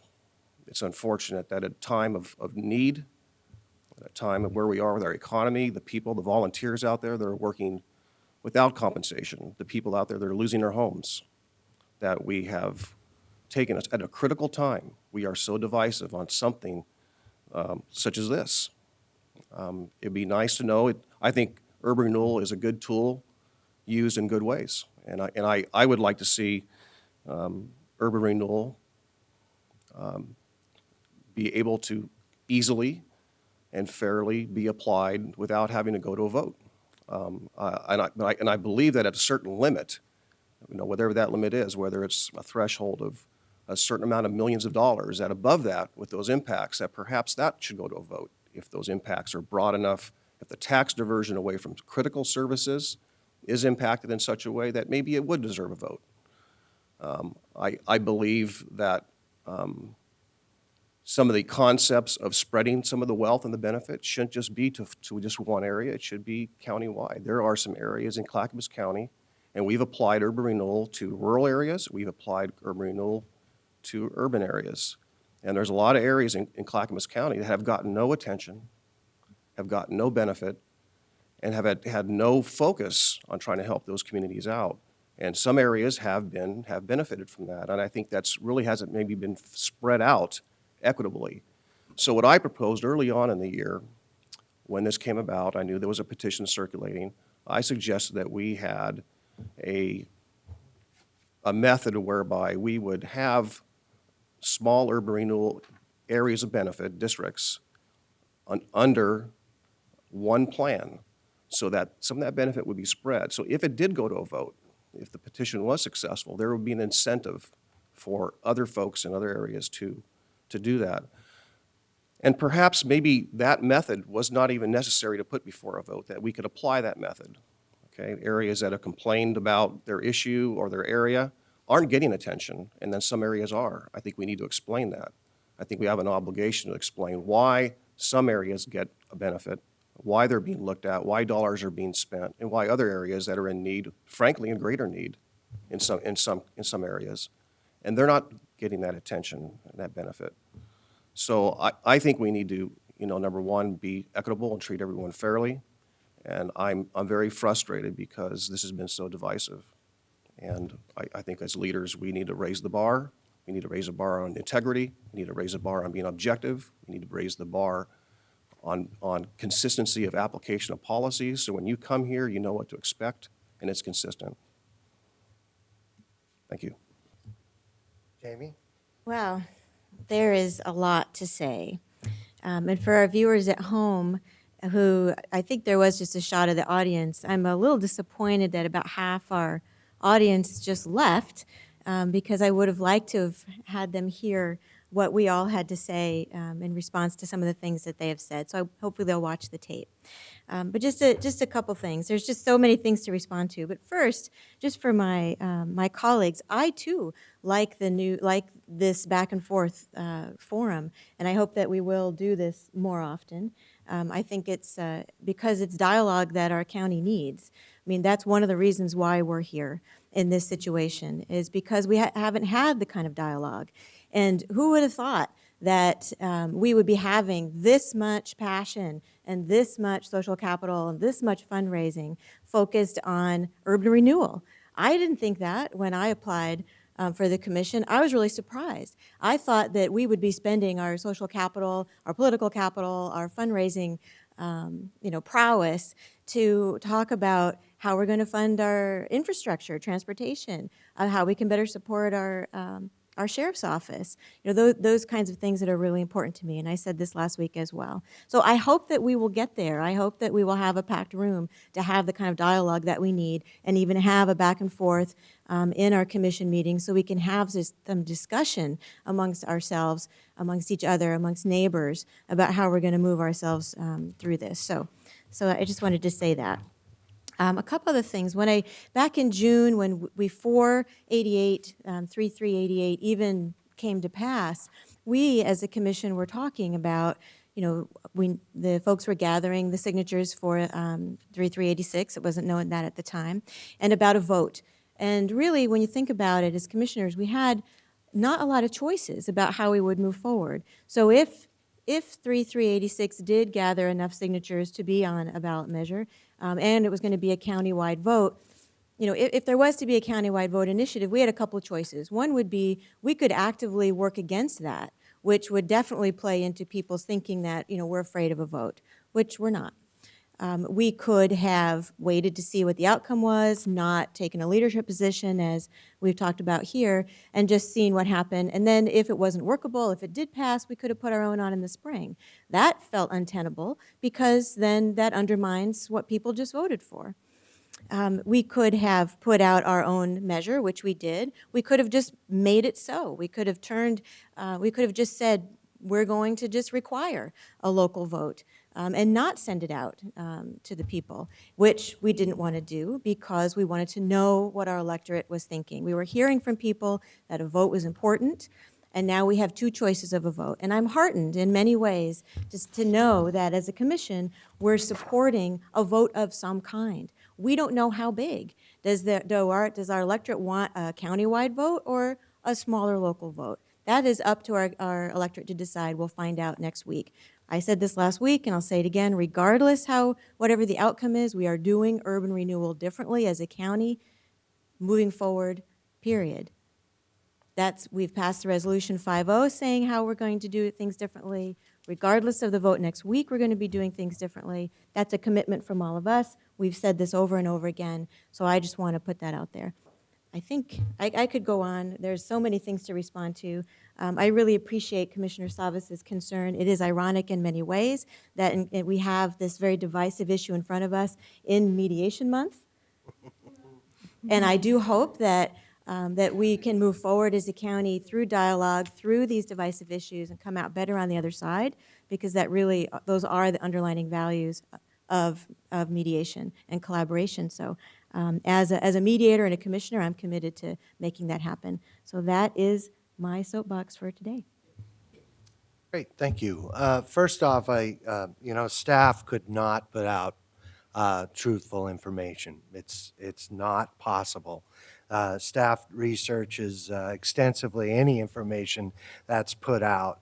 One of the things I noticed that was just said a minute ago about little pieces of urban renewal that would provide benefit around the county, it's clearly defined in statute how urban renewal works. So if I were to take across the street and create an urban renewal district and freeze the level today at that piece of land over there, and 20 years from now somebody builds a building and it increases the value $200,000, that increment wouldn't be enough to do anything. So pieces around the county are not possible. Oregon statute actually defines how that works. There actually has to be an investment. Colton is not going to get some giant industrial developer who comes out there and we build the infrastructure and they build the building and over 20 years that value increases. It wouldn't make sense. I wish they would. I wish they would go out to Colton and do that, but that's unlikely. And if Colton had that opportunity, we'd be there tomorrow looking at how we could make that a success. Many things, again, were about shifting the burden. Actually, the state is shifting the burden to us. I noticed that one of the comments was that a lot of these people are from out of state, while every single one of them do business in Clackamas County. You can't say the same with the 3-86. Matter of fact, I think a recent donation probably exceeds any donation as far as I know of any of these people. But I also wanted to just comment on the community and the communications. I attended what is called Greater Portland Inc. I apologize for the name. Greater Portland Inc. is a business, public-private partnership's not a bad word. It's not a bad word. We couldn't do business we do without public and private partnerships. And one of the studies that was done talked about what makes a successful community. And I hope that after we get past this issue, we can really sit down and talk about, I think Paul's suggestion that we have a Wednesday meeting. I hope people start showing up and we can really talk about what's really important. And that's a commitment to unite for a better community and put aside our differences for the common good. A willingness to accept responsibility for the way things are and the way things will be. The sharing of a common vision for the future. We've done quite a bit of that in many of our forums, and those often have great participation. And then a proactive, action-oriented mindset and a clear strategy. We're working on that. We'd appreciate your participation. Diversion, I can't even read that writing. A diverse, participatory community leadership committed to the future. We are. And I know that most of the people out in the audience, whether they oppose this measure or that, they really care and love this county. And so I hope we can sit down and as leaders, come and sit down and talk about where we see our future. The civic capacity, institutional structures necessary to successfully implement a changing strategy. One of the comments was, we are never going to be where we were. The past is gone. We are never going to be there again. Housing prices are never going to be like they were. We are not the same world.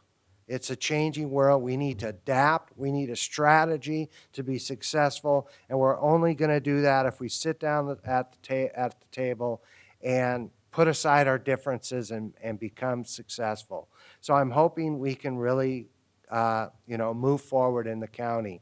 I'm committed to trying to work that out, but I'm not going to stick my head out and risk or waste my time without a commitment on both sides to work to make this county successful and put aside our differences. So I appreciate all the people who are here today. I hope that we'll be able to show the whole show and that nobody did specifically try to move one measure forward or not. We are going to be looking at how we do our meetings in the future. So I look forward, and by the way, today am the chair. The chair has the opportunity to decide how that works. And you'll notice today we didn't banter back and forth. We asked questions. We didn't allow the audience to ask staff questions, but we appreciate it if you would submit written questions, and we'll be more than happy to answer them. But as today, I know that Ann and probably all of us are committed to something here in the next few minutes, and we're probably overdue. Appreciate you all coming today, and we still have more stuff to do. Consent calendar. Pardon? Yeah, Mr. Chair, I hope that when you first spoke that you misspoke, but I do believe that the county and the government can put out truthful information. Can what? Can put out truthful information. Oh, yeah, sorry. I meant the county cannot put out false information. The opposite is they can't put out untrue. I just wanted to clarify that. Okay, thank you. Thank you for that. The next item on the agenda is a consent agenda. A city recorder or clerk. You're not Thought city. before folks left, you can announce that next week our business meeting is going to be on Wednesday. Okay. But Yeah, mostly that's- everyone's gone, so. Yeah, our business meeting will not be next Thursday. It'll be next Wednesday, November 9th at 9 9:30. a.m., 9:30. Yes. Here in this room. So we'll hope we'll see you then. And on with the consent agenda? Consent agenda. Under elected officials, approval of previous business meeting minutes, approval to purchase a new search and rescue command post trailer from Trail Van Truck Body for the Clackamas County Sheriff's Office, and under Water Environment Services, approval of an intergovernmental agreement between Clackamas County Service District Number 1 and the City of Happy Valley for project management of the 129th Avenue Fish Passage Culvert Removal Project. Thank you. I would entertain a motion. Is there a motion? Chair Bernard, I move that we approve the consent agenda. I second. It's been moved and seconded to approve the consent agenda. Any further discussion? All those in favor say aye. Aye. Motion carries unanimously. Yes. Yes, the county clerk asked that I give a quick update on election progress, and we are in election season, as we all know.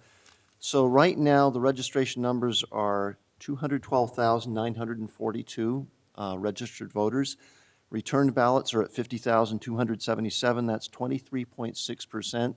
And remember, the due date is next Tuesday, November 8th, by 8 p.m. There are drop boxes located throughout the county, so that's an encouragement from our county clerk, Sherry Hall, to please vote.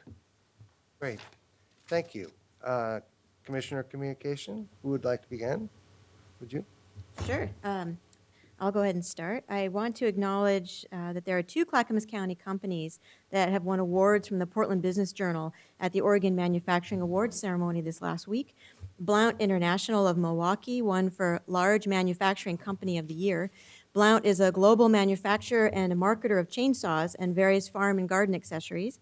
The other winner was SAM Medical Products of Wilsonville, which won for Small Manufacturing Company of the Year. SAM Medical Products makes medical devices used in emergency, military, and hospital care. The businesses were chosen from dozens of entries in each category. Congratulations to the employees and the executives of both firms. We're proud to have these two internationally respected companies in Clackamas County. And Chair or other commissioners, were one of you going to talk about the award? Chandra? Yeah, yes, okay, you're going to talk about that? Great. So no, I have, I've got my ballots with me in my briefcase, and I'm going to be dropping them off today, and I appreciate your reminders, so everyone get out the vote. Paul?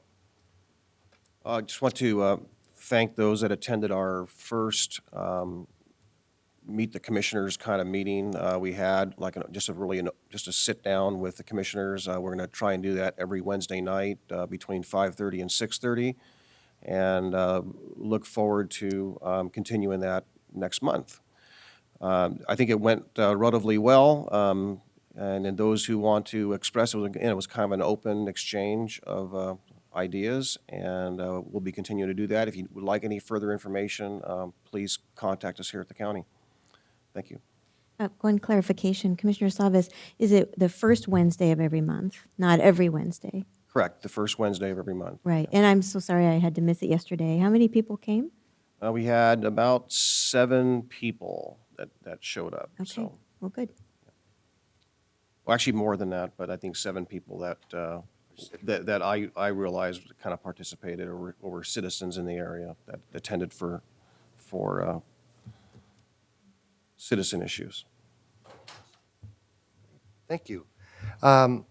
Also, today, November 3rd, the White House is honoring 15 individuals and businesses as champions of change who make it in America. These champions are being recognized for their work in helping to create high-quality jobs in the state. Chanda Brown is the president of Oregon Small Business United Streetcar. United Streetcar mission is to provide modern, efficient, safe, and reliable American-produced streetcars, and to be a pioneering force increasing urban transit options throughout the cities across America. Ms. Brown was one of those recognized. Ms. Brown is also Vice President of Oregon Iron Works and marketing activities, and is responsible, OIW provides manufacturing, that's Oregon Iron Works, manufacturing and engineering supports for renewable energy developers to develop both cost and risk in fabrication process. That didn't make any sense, but anyways, Chanda Brown is being honored in the White House among 15 others, being invited to visit with the president today, and congratulations.